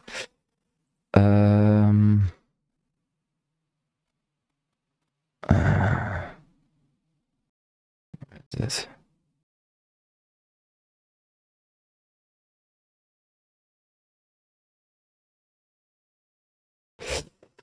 Paparia. It is on YouTube. You can watch it. I'll leave a link in the description for this one. Just for you to discover. All right. Some are 3 minutes long, some of them are over 30 minutes long, and all of them can be enjoyed in one digestible sitting. And if that still sounds like too much of a commitment to you, bro, you good? I didn't include music videos from a Spanish artist because that's like its own world that I can make its own separate video out of. But before we get to that, I'd like to thank the sponsor of the sponsor of this video, Arknights. If you've been living under a rock, Arknights is a strategy RPG best known for its amazing art, captivating stories set in the universe of Terra, and all of these amazing anime girls. I may or may not have been addicted to Arknights at one point in my life. Just don't look at my team comp, okay guys? I know it's outdated. But you know what? Now might be the perfect time to return, because if you start playing now, you'll be able to take part in their new event starting October 14th to November 11th. The Masses Travels. This update introduces 5 brand new operatives: XCI the New Covenant, Lemuel, Sancta Misaparato, Grace Bearer, and Confess 47. Not only that, 6 new fits are available, like the Test Collection series and the Epoch Collection. You'll be killing motherfuckers in style, trust me. You'll also be able to explore new stages like a glance at the shrine, an audience with God, and rest in peace by completing the activities to earn event exclusive rewards like exclusive outfits for Broca and Amiya, or the Sancta Mixaparato token. Believe me guys, this is the best time to get into Arknights for all the rewards alone. So what are you waiting for? Arknights is available now on iOS and Android, so get to downloading today so you can reap all those juicy rewards. That's enough from Adgant, and with that said, back to the video. 3 years of your life for 3 minutes. Puparia was an anime short film that was glued on everyone's recommended a few years ago, in a rare case of the algorithm actually rewarding a video that deserves it. It's 3 minutes long, there is no dialogue, and it's one of the purest displays of artistry you can find on this platform, or really just goddamn anywhere. Absolutely. It has such an art style. Like, it is funny to talk about like such a short type of work of art that basically, like, it's like the discussion that we'll have, you probably like show the whole Puparia by mistake just because of how short it is. But it is quite the thing. It is quite the thing. It really leaves you this like, I didn't watch anime. I witnessed, I discovered like art. I discovered an art piece. This is what it feels like when you watch Puparia. It is just a spellbinding piece that feeds your imagination with some of the most absorbing imagery I've seen. Every color mesmerizing, every expression hypnotic, every frame is a painting. But what captivates me just as much is the story behind it. Shingo Tamagawa was lost. Burnt out from the insane grind of the anime industry, he had lost that drive, that direction in life, and was genuinely worried that he was losing his love for art. So he quit, dropped out of everything, and just did nothing for an entire year. Went outside, read books, experienced the world around him that would eventually lead to his inspiration for Puparia, a project he decided to do for himself, by himself. No shortcuts, no compromise, no matter how challenging a task that was. And you can feel his emotions bleed through every single second of this. You feel the listlessness in the emotions of all the faces, the atmosphere that exudes this sense of liminality. Let's just pause it for a second. Can we just appreciate that one person drew everything right here? Yeah, Gigog, I get it, I understand. No. I don't think you do understand. What we processed in a millisecond, some stranger has poured countless hours into crafting something he wanted to communicate.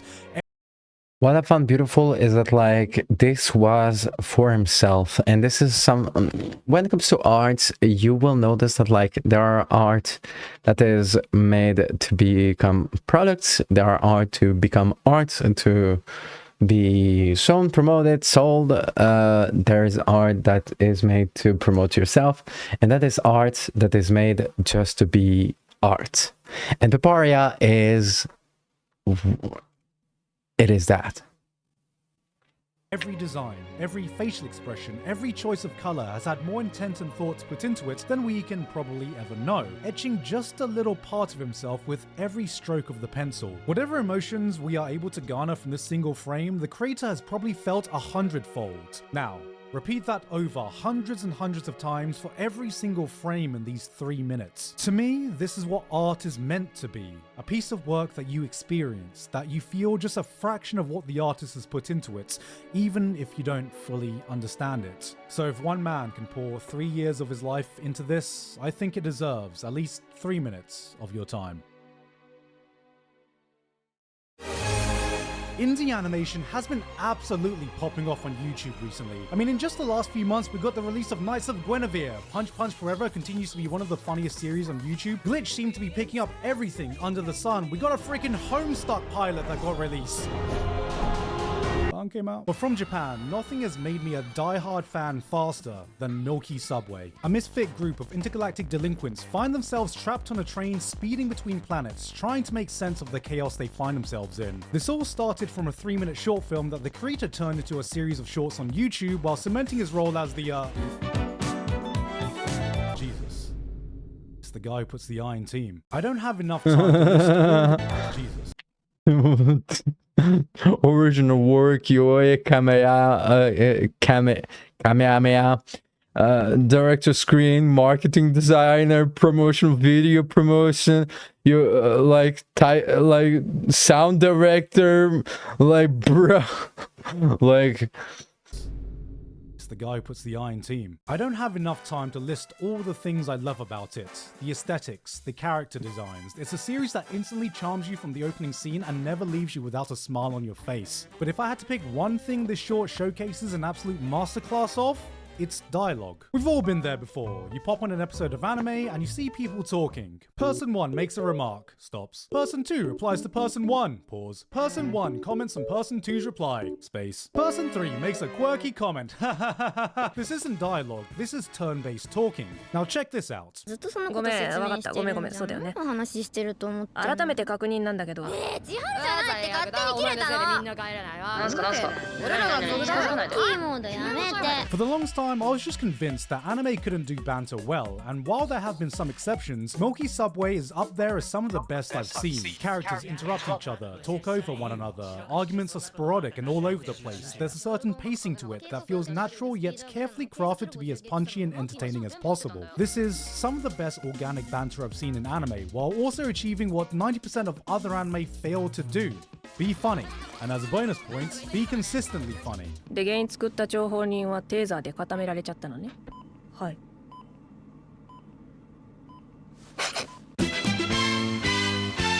This isn't an anime that relies on some weird gimmicks for its jokes. Characters don't recite over-the-top quirky lines for laughs. It's about putting a group of unusual people in a room and letting the comedy naturally occur from the situations that arise. Add to this really strong characterization that makes you fall in love with these people in a really short time frame, and this is just top-tier writing. Milky Subway isn't just an indie anime, it's one of my favorite new shows to come out. Its first season is now fully out, which is essentially just one 35-minute short film cut into shorter episodes that you can watch on YouTube for the best possible price of free. And yeah, I know some of you guys are still gonna find a way to pirate it. Sometimes all it takes is just a few minutes to absolutely destroy you emotionally.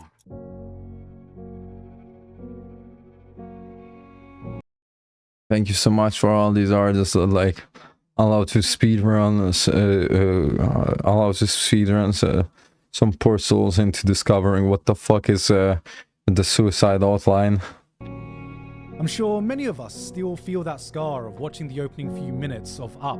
Shelter has left its mark on a generation of anime fans, but for me, no short film has hit me quite as hard as Furiko. If Puparia was 3 minutes of pure artistic expression, this is 3 minutes of raw, powerful storytelling. That not even watching this on 480p with a Japanese talk show reaction cam in the corner could draw me out of one of the most beautiful pieces I've laid my eyes on. Every frame, every tick of that clock showcasing the wonderful yet sometimes heart-wrenching passage of time. It lays out the human experience, leaving me with no words to say except do yourself a favor and just pause this video to just watch this masterpiece.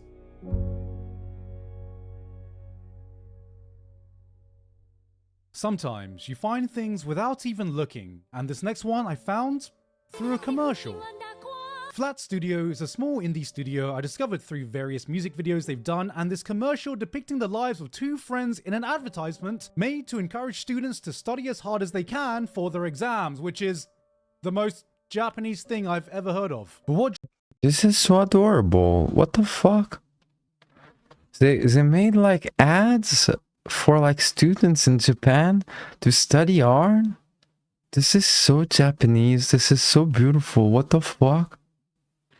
Drew me in was the unique aesthetic and vibe of their work, almost Shinkai-esque, but with character designs that truly stand out from your typical affair. And this would lead to me coming across the only sizable project they've been able to make, a 35-minute short film called Summer Ghost. Three friends with uncertain futures contact a ghost who only appears to those within the boundary of death. A boy who dreads his own future, a girl who almost took her own future away, and one more with no future to speak of. This was spearheaded by Louddraw, an illustrator best known for his character designs on Vye and I Want to Eat Your Pancreas. And if you're familiar with the latter, this was less of an immediate emotional punch to the guts and more like a moving song you lose yourself in that slowly creeps into your heart. It's a bittersweet exploration of death, grabbing hold of your own future and living life to the fullest. Summer Ghost is... Wait, I kind of need to come back to this. It talks about Summer Ghost, but like... commercial. Flat Studio is a small indie studio I discovered through various music videos they've done, and this commercial depicting the lives of two friends in an advertisement made to encourage students to study as hard as they can for their exams, which is the most Japanese thing I've ever heard of. But what drew me in was the unique aesthetic and vibe of their work, almost Shinkai-esque, but with character designs that truly stand out from your typical affair. And this would lead to me coming across the only sizable project they've been able to make, a 35-minute short film called Summer Ghost. Three friends with uncertain... This is actually adorable. Let me check this out.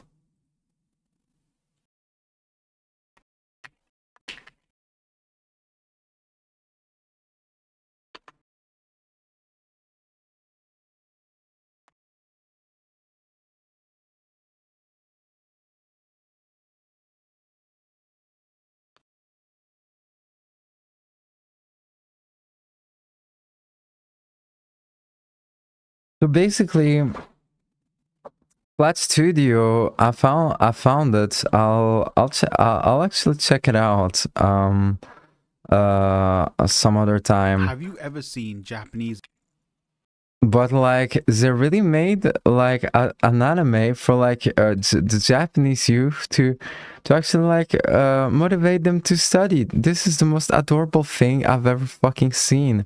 What the fuck? Was the unique aesthetic and vibe of their work, almost Shinkai-esque, but with character designs that truly stand out from your typical affair. And this would lead to me coming across the only sizable project they've been able to make, a 35-minute short film called Summer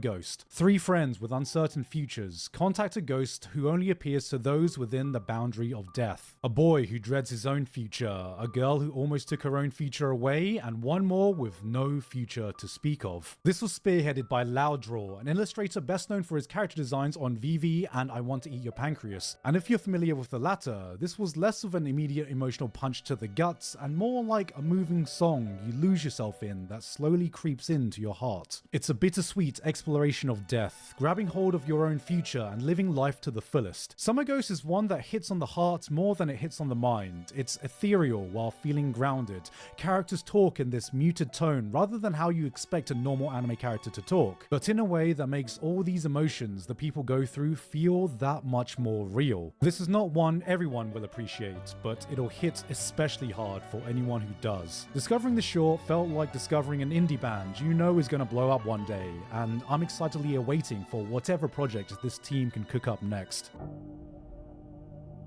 Guys, promise you won't get scared. Old anime. You know, when they say they don't make them like they used to, sometimes they're kind of right. Magnetic Rose is a short film in the anthology series Memories, a series created by a director best recognized for a little-known anime film called Akira. Oh, I got your attention? Well, don't let me stop you now, because this particular short was co-written by an up-and-coming filmmaker called Satoshi Kon. Yes, that's Satoshi Kon. With a vibe that feels like it could have been the best Cowboy Bebop episode to never air, and that might be partly due to the music being done by Yoko Kanno. Yes, that's Yoko Kanno. Oh, you're sitting up now, huh? On a routine patrol, a group of space engineers happen upon a distress beacon coming from a deserted, derelict space station, and upon investigation discover an untouched mansion from an era gone by. And as the team explores further, they are haunted by ghostly visions, blurring the line between reality and a nightmarish dream they're unable to wake up from. I'm just watching a bad dream I never wake up from. As the plot unravels, you get confronted with this unnerving sense of dread, haunting imagery that will have you second-guessing everything you're seeing on screen with this heavy atmosphere that hangs on you. You can feel Satoshi Kon's fingerprints all over this story. It's some classic cosmic horror, and film buffs will probably recognize a lot of the inspiration this short wears on its sleeves. But watching this reminded me of an age of films we haven't seen in a long time. Some of these inventive camera angles and shots make you wonder how much work it must have taken to achieve this 30 years ago, because the animation has not aged a single day. Nowadays, when the internet talks about great animation, we probably think of scenes like... But watching this, I'm just like, damn. Why does someone casually talking have so much character? Great animation isn't reserved for some flashy fight scenes. Smoke billows out like some organic matter. Every little movement feels so alive. You get a sense of every character by just the way they move and interact with the environment. There's this hypnotizing quality to it. Everything serves that central purpose of sucking you into this world and heightening that sense of paranoia as you question what is real and what isn't. This is vintage filmmaking at its finest. Short films aren't always about presenting you a package with a fully fleshed out world and characters. Sometimes it's about giving you that slice of an idea that feeds your imagination enough to make it linger with you despite its shorter runtime. And in that sense, it does not get much better than this. And that's about everything I wanted to talk about right now. A little bit of a short one today, because honestly, I just needed a break from working on this documentary, which, pending approvals, looks like it's finally gonna be out next week, so have a look out for that, guys. In the meantime, thank you very much to Basil, Payne Patchett, Waltergeist VT. Thank you so much, Gigok, for another good time with you. Remember to subscribe to Gigok, give him billions of trillions of dollars. Try to make him like, I don't know, like king of the world or something. Like, really, this man deserves every praises he gets.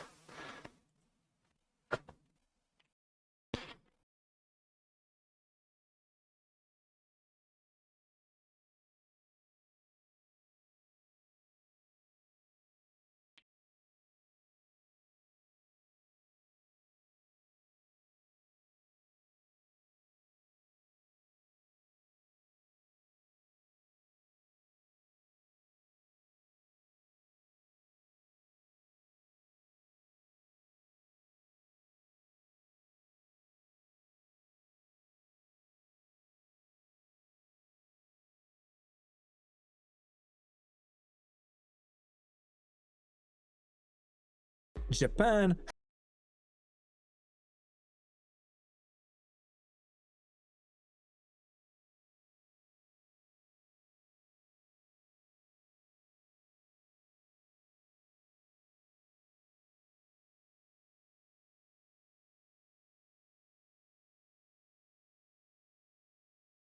Okay. Let's watch something more chill, something more chilly. So yeah, let's check it out. Silent Hill F, Video Game Donkey. If you never saw this man is a gentleman, like unlike any other gentleman. I strongly suggest you to subscribe. Unsubscribe to me, subscribe to Video Game Donkey. Leave me comments and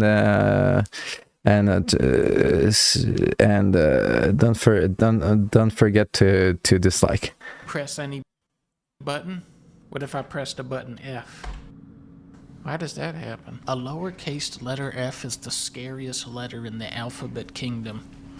You could never do a Call of Duty F. Nobody would buy it. They would be too afraid. Garfield Kart F, Halls of Hatred. Nobody would buy it. Okay, what? Okay, I saw the release. I kind of like watched some of the playthrough. What the fuck is it called? Like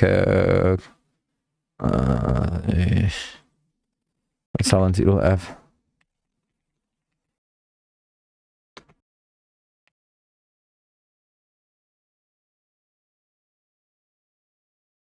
The lowercase f italic f in music means loud or strong. It's a clean match to logo styling, and it creates a deliberate tension with silence. Wow, no way.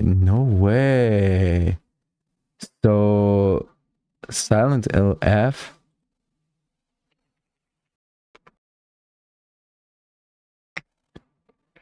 So see the fuck.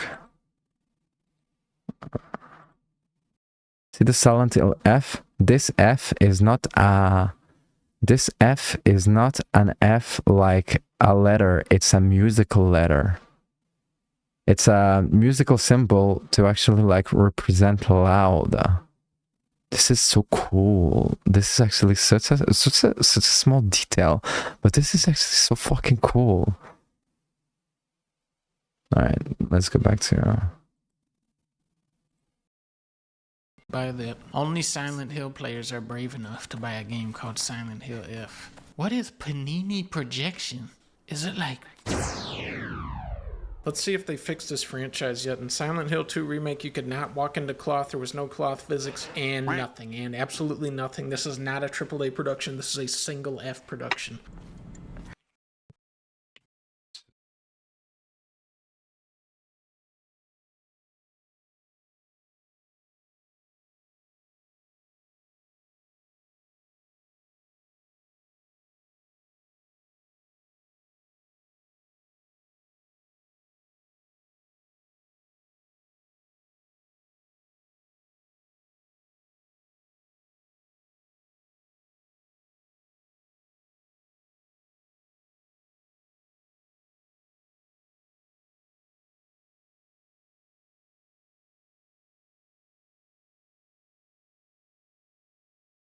Wait a minute. This is AAA. Oh, thank God. The fox gods enshrined all over the place. Okay, he said AAA because like AAA gaming. In AAA gaming, loading screens are hidden, and basically when you go through like walls like this. This is AAA. Oh, thank God. This is actually a loading screen. This is not. This is deliberately like an environment like obstruction, right? That is created to hide a loading screen. You didn't knew? Well, here you go. It's enshrined all over the place. The F stands for fox. Escape from the fog monster. The F stands for fog. This is kind of like the Ratatouille game. Oh God, do not go AAA during the fog monster chase. Oh no, I have to go AAA during the fog monster chase. No. Get out of there, get out of there. Go a different way. Yeah, go to AAA like that. I'm free. The F stands for free. Oh, it's got my foot. The F stands for foot. They definitely put a lot of money into the hair of this game. Look at her. Look at just the lighting on her hair, how it like shifts around. Look at that. Bruh. No, Silent Hill. I'm talking about the hair right now. Press B to dodge monsters. You cannot get me, monster. I hit B, and I dash across the entire world. Oh, come and kill me. Come and hey, where you going? Where you going? I'm way over here. I'm on the other side of the whole map. What are you even trying to do? Is she like a ninja warrior? Maybe the F stands for far dashes. Look at this TV. This is not the latest in technology. Look how fancy that is. It only like lights up the right side of her hair like that. They're getting pretty fancy on this Silent Hill. I mean, cloth physics aside. Evil monster. Oh no! I bet you can't even jump over there, can you? Yeah, that's what I thought. It's not that AAA. All right, now this really doesn't make sense why she couldn't jump over that stupid little railing. Say, you doing the piano? Sell the antique comb? Did you do the piano? Faith. The F stands for faith. Just you wait till I find like a plank or something. No, that's worthless. Get a plank. Oh, I see. This is just Dark Souls again. The F stands for From Software. Do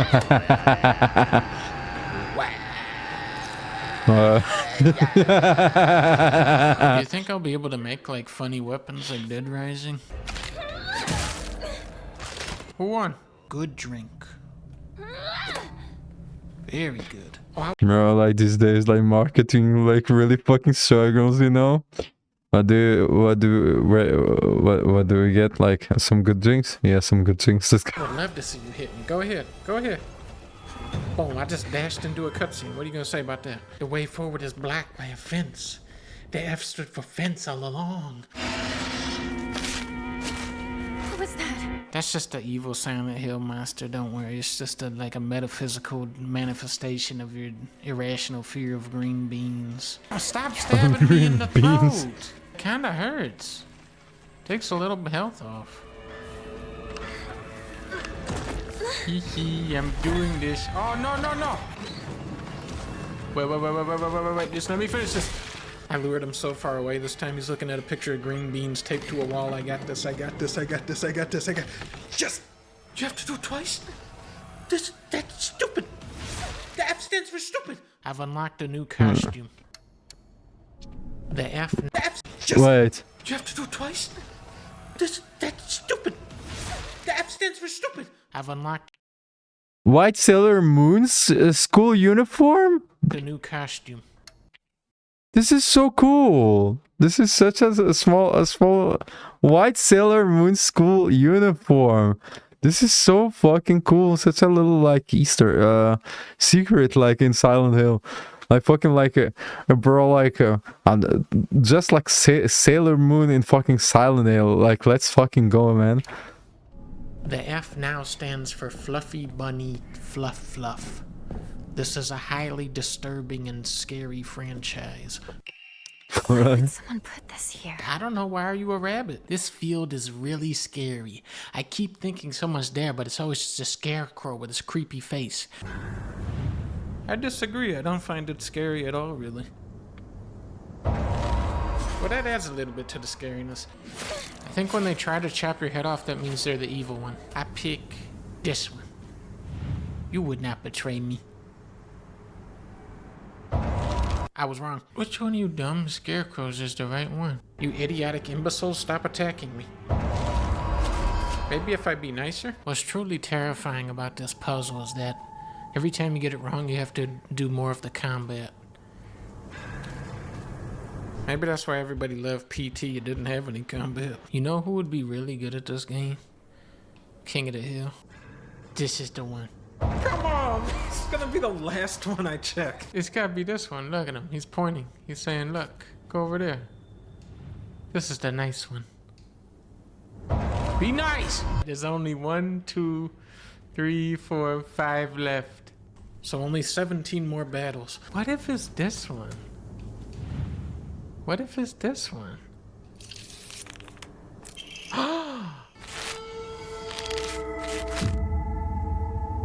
Go east.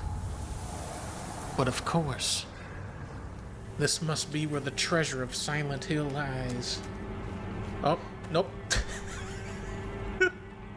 Another scarecrow puzzle with another 300 scarecrows. All right. Can you even imagine how I feel? He never once looked at me the way he looked at you. Not once. Maybe it's like where they're looking? It's about like he is not looking at her, but he's looking at me. It's a boy scarecrow. He's looking at the scarecrow of me. It's this one, but he's not looking at her. But this guy is also, well, he's kind of looking, he's looking at her, but he's also looking at him. This one, he's looking at her. He's like, will you marry me?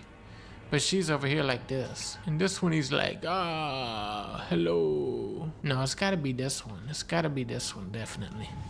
I'm definitely incredibly smart for picking this one. Stupid thing. She's the only this one type of scarecrow here. What if it's her? Let's just pick her, because it's got to be her. She's unique. Stupid thing. Oh no! I ran out of weapons. I just gotta activate everyone. Wait. I'm activating. Wait, don't kill me. Don't kill me. No, I gotta do this. Let me activate all the scarecrows. There. I wonder why. Northwest. Phenomenal. Now, are they gonna put a fourth puzzle? Is it a 4 puzzles type of game? Yes, it is. Can you even imagine how I feel? I've been stuck in this stupid scarecrow part for 800 years. The hint is eyesore. We have to look at somebody's eye. Who's walking? Who's walking around up here? Who's doing that? Who's being scary? I hear that. I wish I could hear footsteps in Counter-Strike this good. Okay, your eyes are fine. They're fine. You moved. You were not there before. You are trying to kill me. You are going for the kill. I found you out. No. You're not slick. I know you. I know it was you that was moving. I noticed there's no footsteps now that I'm looking at you, huh? You're lucky that I have no weapons or any way to kill you. Alright, I'm just gonna keep my eyes on this scarecrow. I saw that. You can't get me. I know it's you. I know you're the evil. No. Eyesore. Look, this one is covering her eyes with her hair. It's gotta be her. Stop trying. Let me play the stupid puzzle. I have nothing. I have no moves. Quick, win the thing. What? That was the right one? Other method. Just activate all of them. I did it. Where am I going? That way. Okay. Everybody's coming to kill me. Now this is where the treasure of Silent Hill's 700th scarecrow puzzle lies. I got a lot of scarecrows coming after me. It's gotta be this one. Activate. I did it. I'm really good at this puzzle. But we're trapped here. There's no way out. What do you mean there's no way out? Go take a look out the window. No way. There isn't even for us. Bridge. Bro, just fucking like, you see this? You see what? Just walk. Just you're scared of a little like of a little swim. Some people, I swear to you, like, oh no, the bridge, it's a river. It's a river. You probably can't even walk for it. Like, what the fuck do you mean we're lost? Doesn't even afford us. Bridge. Now what do we do? Well, we You walk the fuck away. can't use the bridge. I wish I had this guy during the scarecrow puzzle. He would have figured it out immediately. This was good. This was good. This was like a good reminder of I did not play Silent Hill. I will not play Silent Hill. Thank you so much for like letting me know that like I am not equipped to face this type of fear. Alright.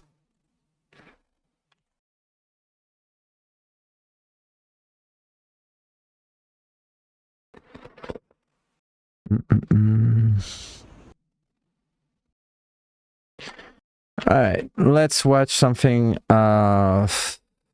let's watch something emotional. Like I've seen like okay.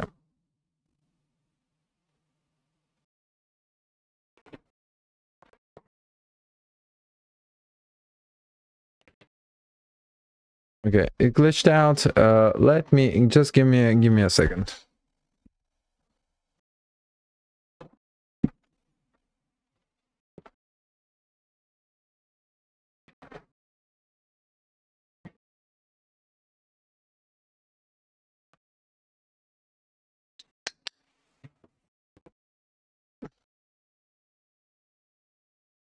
Okay. I've seen this video pop out in my algorithm, like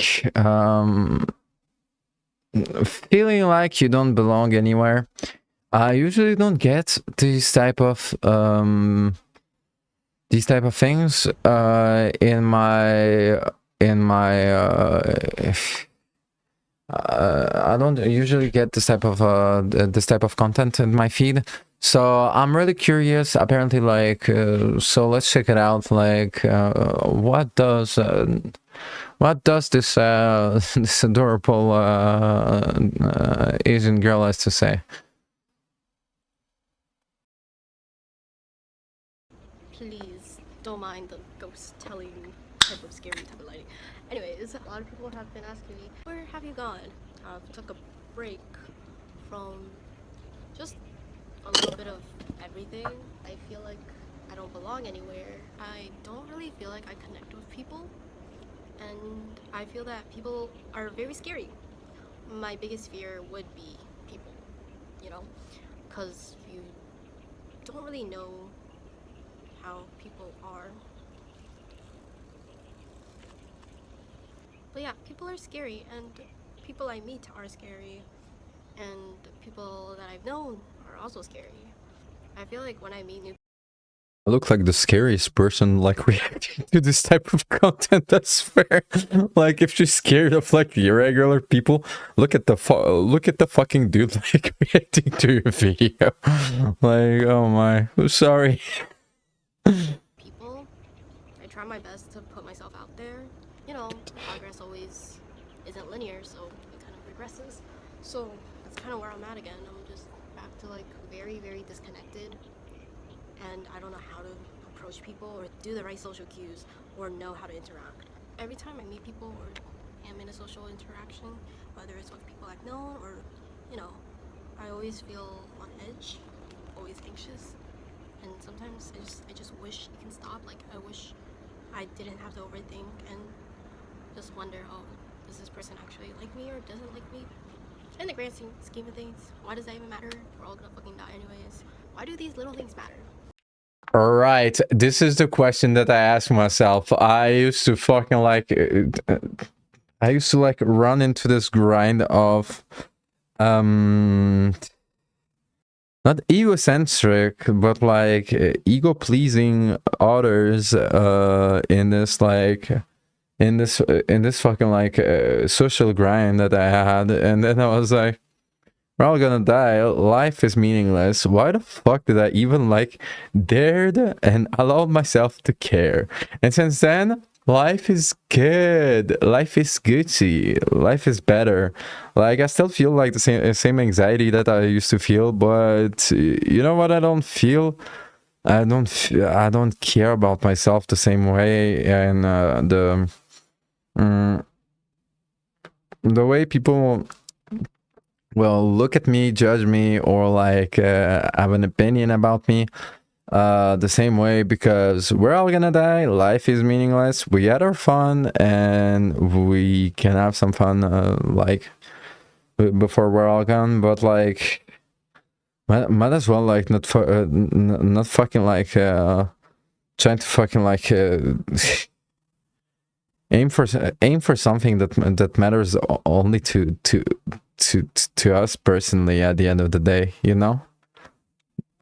Like, for real. Because like these people that come and go, like they don't even come at the end of the day. They just go. You get me? Right? Is what we tell ourselves, but our feelings are valid, and you know, we're social human beings and we want to connect with people. I really try to like mask myself and try to go along with like, oh, what I think people would like me as, and it would work sometimes. people see through that, and sometimes I just don't know how to make it work when I know people can kind of tell like I'm just trying to like fit in. I don't know. Ever since I was little, like my main thing was. Oh yeah, fitting in was also like, so try to fit in when like you're an expat and basically like you're not fitting in.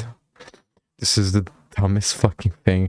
And then you get out of this and you try to fit in somewhere. And it's like, here we are. You're at my place now. I don't care if you fit in or not. I'm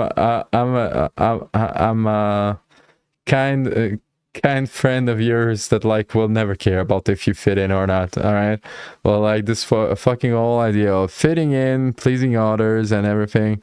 Oh my goddess, like on this one I am so done with it, like, and I am past that, but like just her talking about it, it just brings me all these nights, all these days where I wondered what can I do better, how can I do better, how can I excel, how can I impress, how can I get, how can I, and then it's like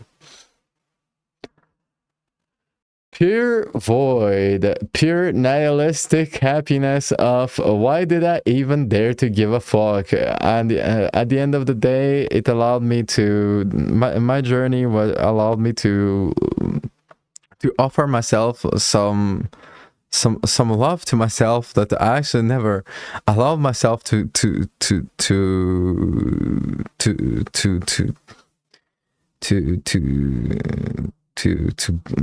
offer.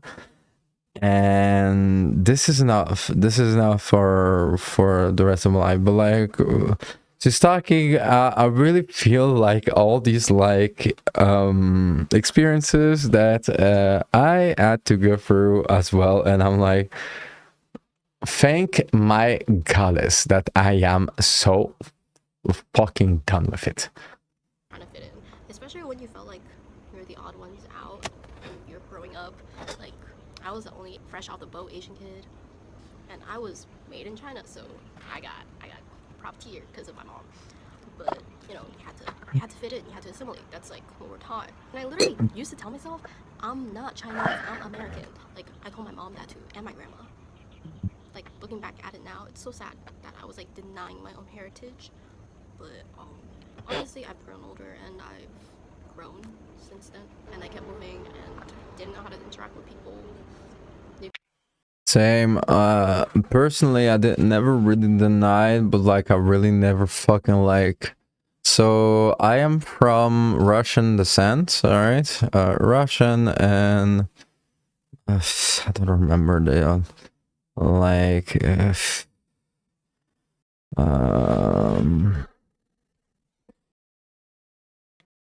But hear me out. It's actually a funny story.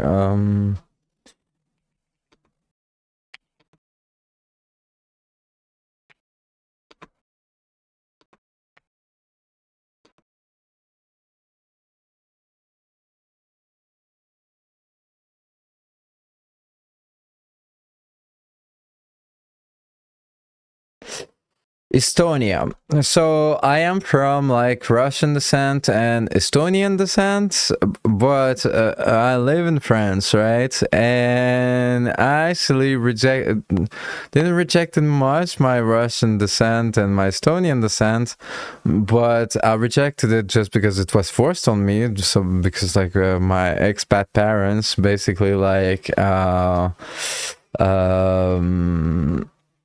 well, made me learn like Russian, really like the really the expat ways, like really similar to you know, like the really like the strict parents that really want to know where you come from and to know how to speak, how to write, how to interact, and some of the culture. Didn't got much of the culture actually, like only got like the hard and sickening lessons of talking. But then I started to reject actually France because I actually do not connect with French people. I connected to to video games and American media, American music really early on, and because of that I completely rejected friends. So basically, like, I completely rejected everything, and to be honest, I'm a self-made American.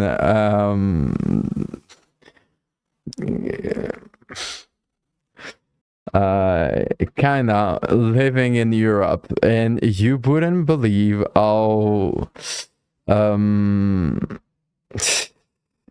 much of an outcast it makes me. Like, because it's like, not only like I have like this Russian and Estonian descent, but that I reject and that I cannot like partake in, but I have a French descent that I cannot, that I absolutely despise.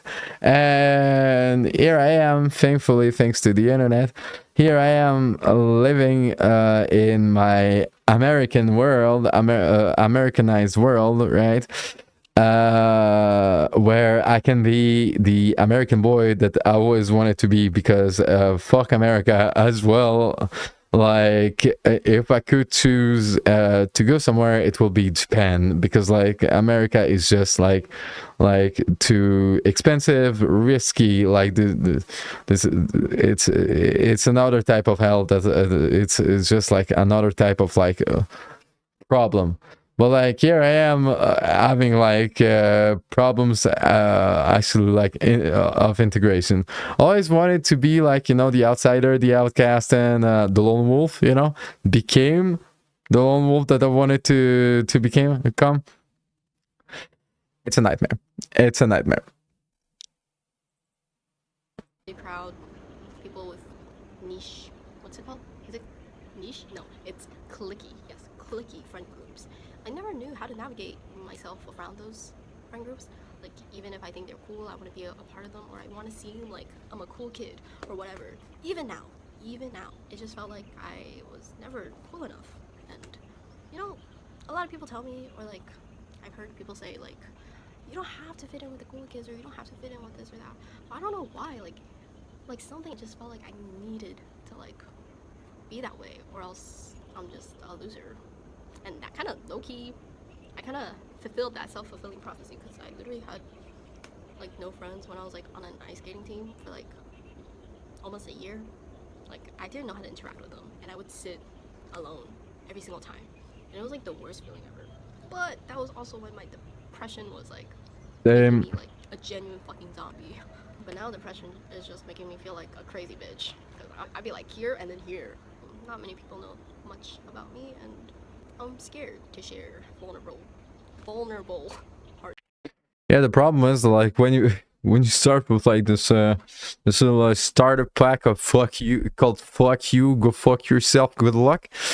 The problem is that like once you get to unpack this, it's usually like you're already like so late in life that it's like you don't want to.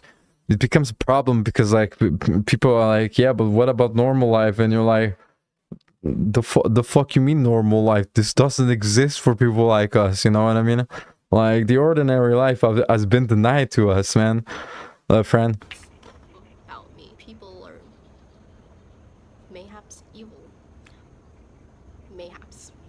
I had some really weird interactions with people recently, and it's really made me even more scared of people than I already was. Like, you can imagine, like, oh, a socially anxious kid at like this level who puts on a front to seem like they can fit in and shit, but amp it up like past the screen, you know, just amp it up like tenfold.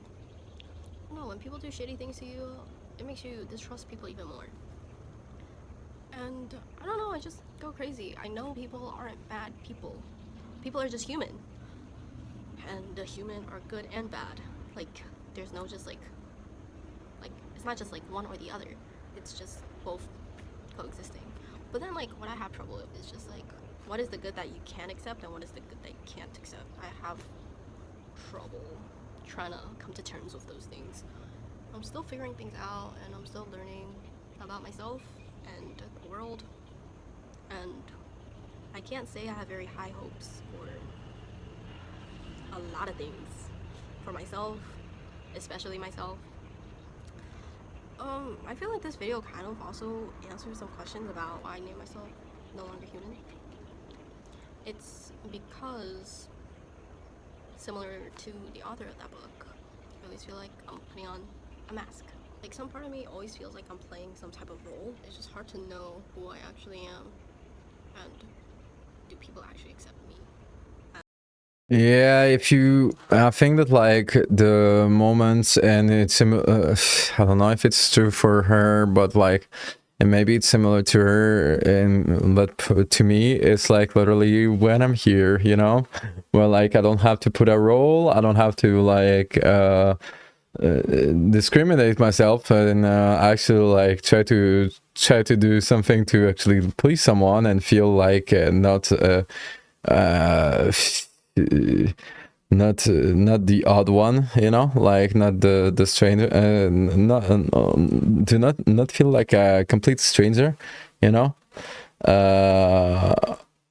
not feel like just like the social danger, you know, like and I think that like for this girl it's the same. Well, like as someone who had to study like many too much, read too much about like therapy and stuff like that, I'm pretty sure that like these are the moments where like she can be actually herself the most, because like the only like watchers are us, you know, and it's the people where she doesn't, where the idea of role she actually like chooses.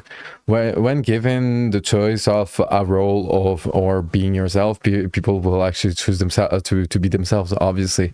It's in our nature, because I'll give you the mechanical answer. It's because it's easier. It's easier, and it's more like well, it's more pleasant. But when you have to do this, when you get the chance to do this only, well, a couple times per seasons, you know, like per cycle of the moon, well, it's complicated. You get me? I don't know what you mean. Forget about it. Even now, some very close people I've been friends with for a while, or just I don't really know what to think of people. People can do you wrong, but also they're just people. I want to be forgiving, but I don't want to be a pushover. The main point of this video is that I just feel very, very, very lonely.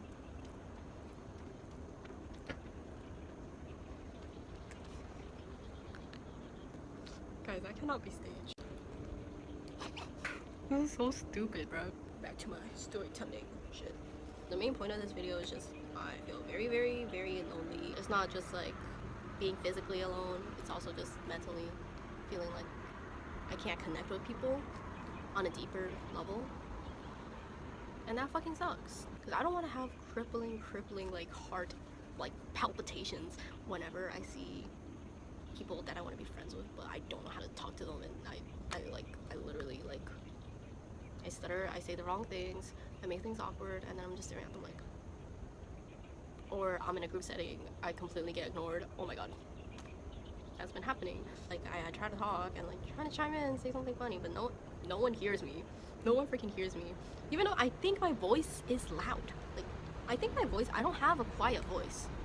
That could be up for debate, but I don't have a quiet voice. I have good projection, so that I think like, do people seriously not hear me, or are they just purposely ignoring me? Like, I really don't understand. Or maybe it's just the wrong crowd. I would talk to people or like say things, but they would directly ignore me and talk to like my other friend, for example. That's just something that happens, I guess. But yeah, that's kind of just update with life. I don't know how to deal with when you've been so isolated for so long.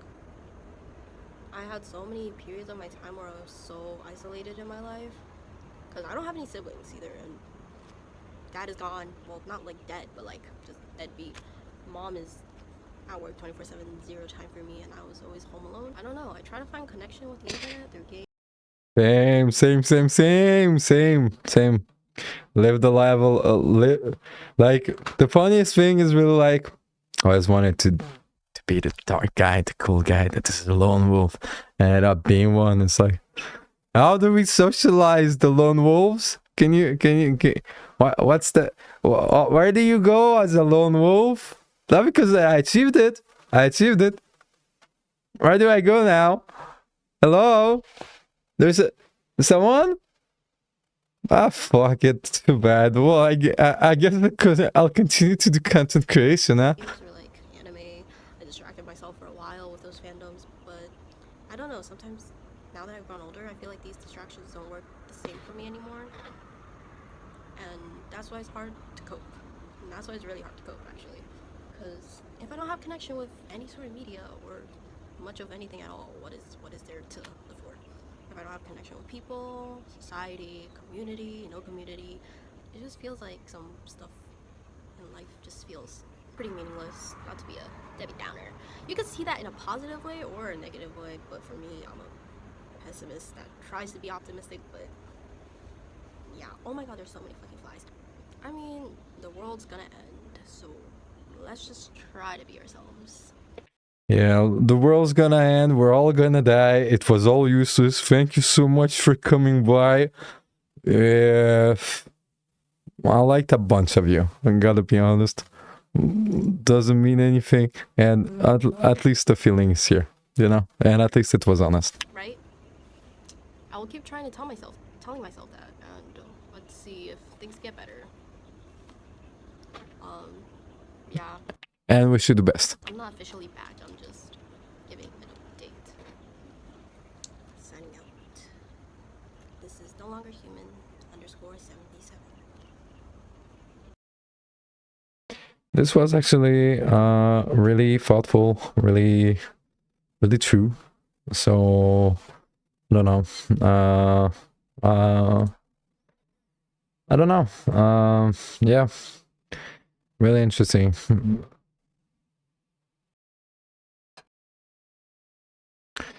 Damn, makes you think, huh?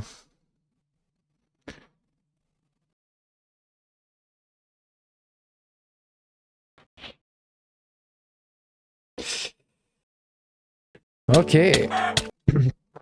Okay, let's get into some memes.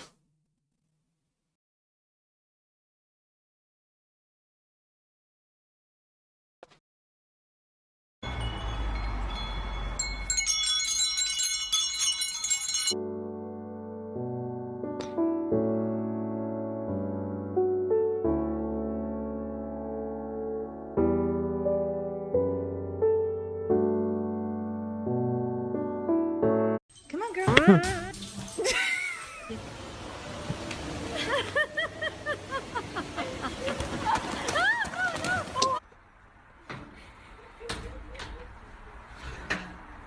Keisha's done.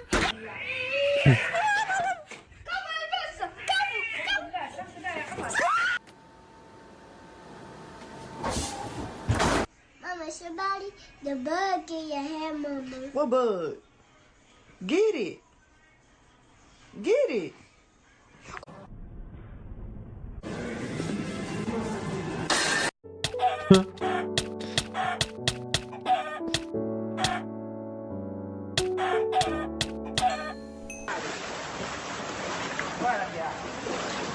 My mom wanted Bruh. to lock her door.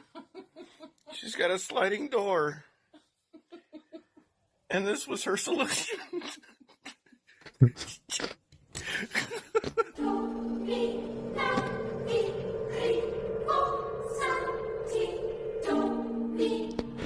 What the fuck? What the fuck? What the fuck? You okay? You okay? What the fuck?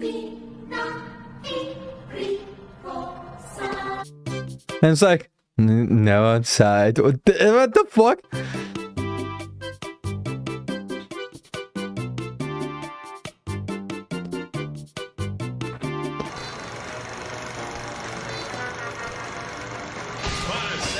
Get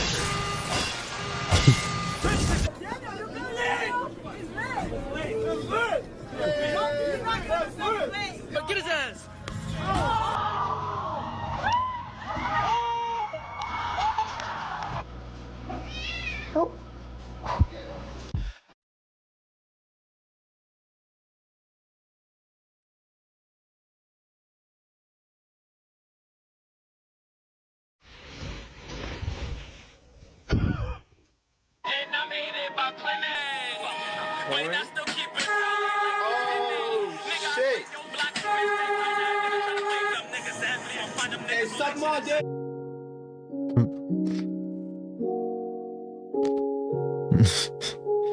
Bruh.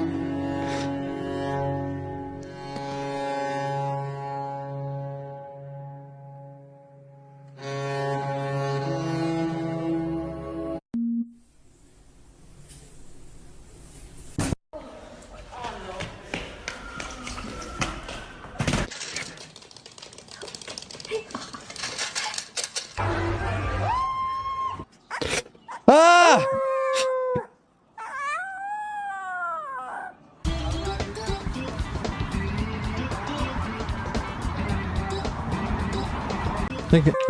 What the fuck? Look at the back of this person. Ah! Ah. Okay. Like here. Ah! What the fuck?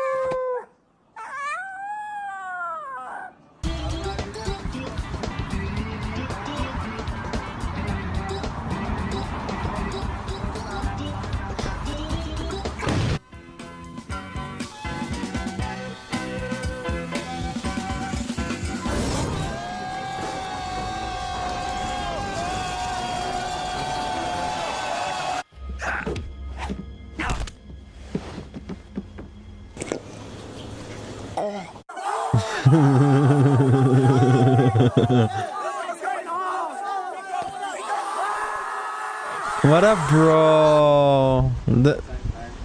This is so like cute. I love kids so much. Look at them. They're such bros. Wow. Hi.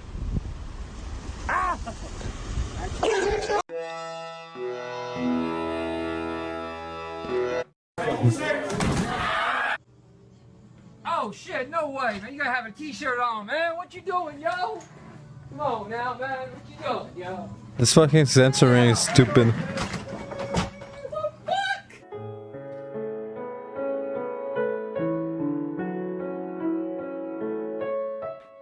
Bro. The legend.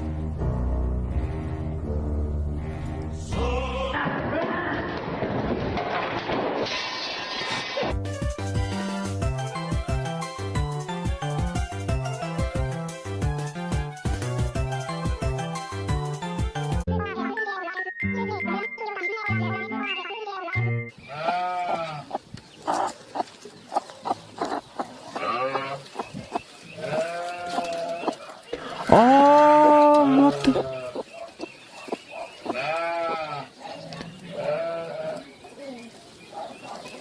Look at these kittens. No, there's no way it's gonna hit the light.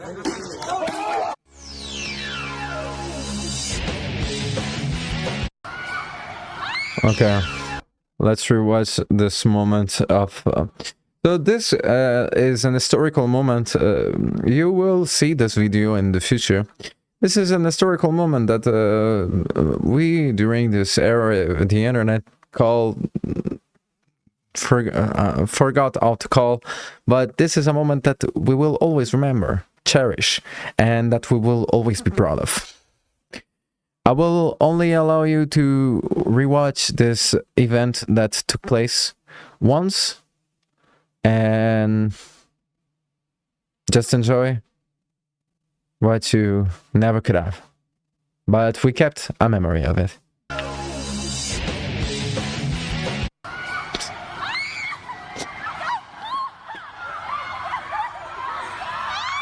Bro, shut the fuck fuck up. There's a mouse in my PC. Where is this f***er? Is that his tail? That's his fucking tail. That's his fucking... He's capping. He's capping. Oh, he's fucking capping. He's capping in my PC.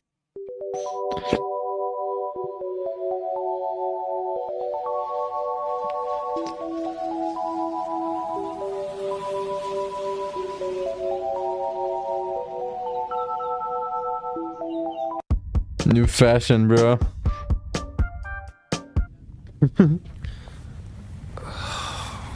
What the fuck? Where the fuck am I? Okay then.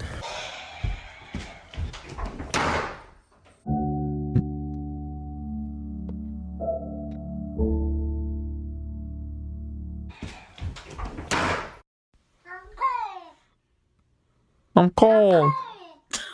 I'm cold. Go away. Did this cat fucking just talk in English? What the fuck? He said, I'm cold, go away. Check this out.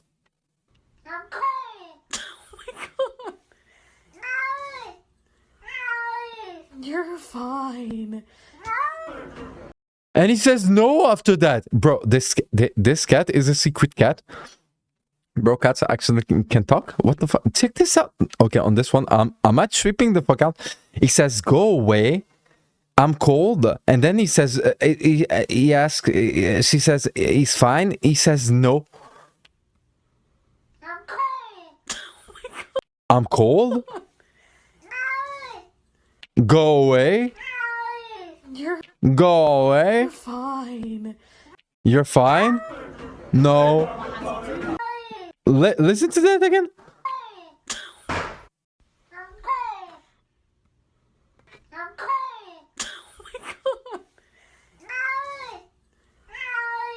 You're fine. Bro, if he talks, he's such an adorable. He's so adorable. You're fine. No.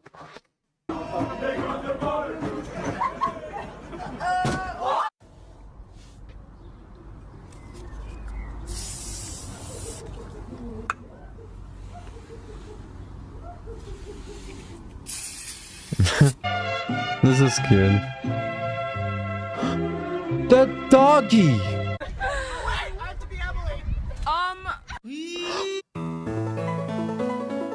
Look at them.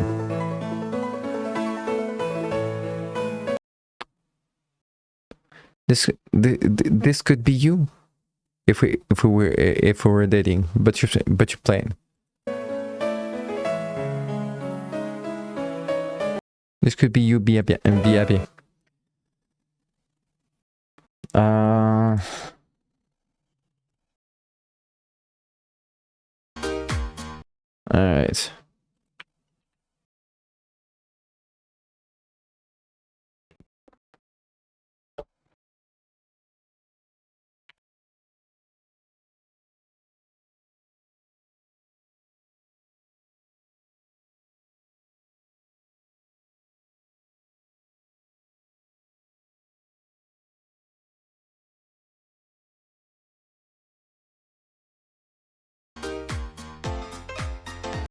Hello everyone, this is your daily dose of internet. This company made a bench that makes it easier to make friends with strangers.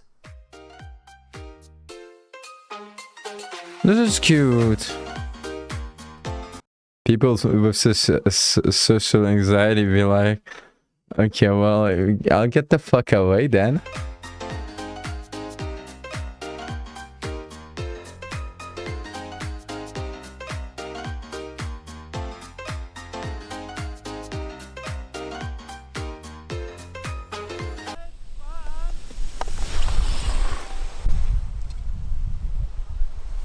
This person was raised by a stepfather ever since he... This is me when my ex was telling me to lie, that she'll be mad at me if because I'm late. I'm starting to get in late. This person was raised by his stepfather ever since he was 3 years old. At 19 years old, he asked his dad to officially adopt him. What? Oh, this is so cute. What is it?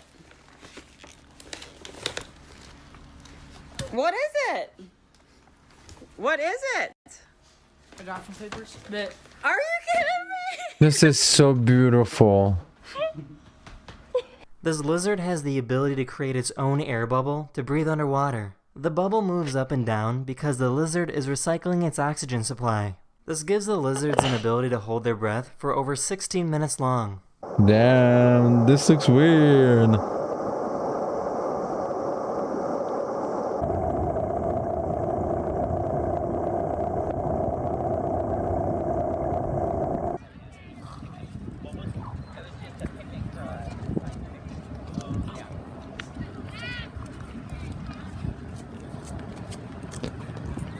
This person found a dead squid washed up on the beach and gave us a close look of its skin. Damn.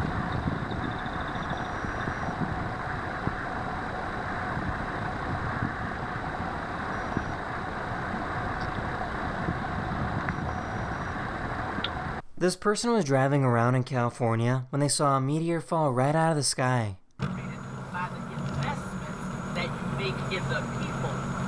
What the fuck?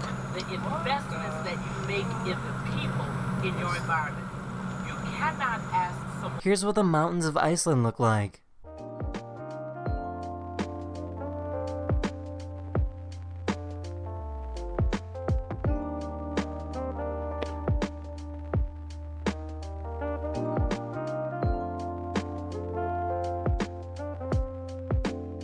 This is a single-cell organism, and it's about to die. When it dies, it doesn't stop moving, but instead falls apart into little pieces.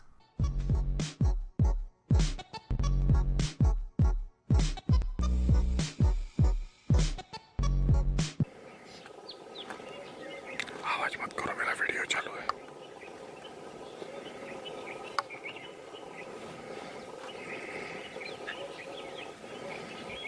That's in this video. I really hope you enjoyed, and I'll see you guys again very, very soon. All right.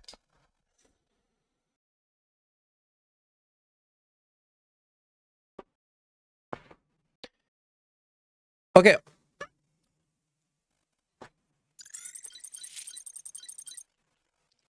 This is it for me for today. We are gonna be good. We're good. I'll see you later. And as always, be toxic.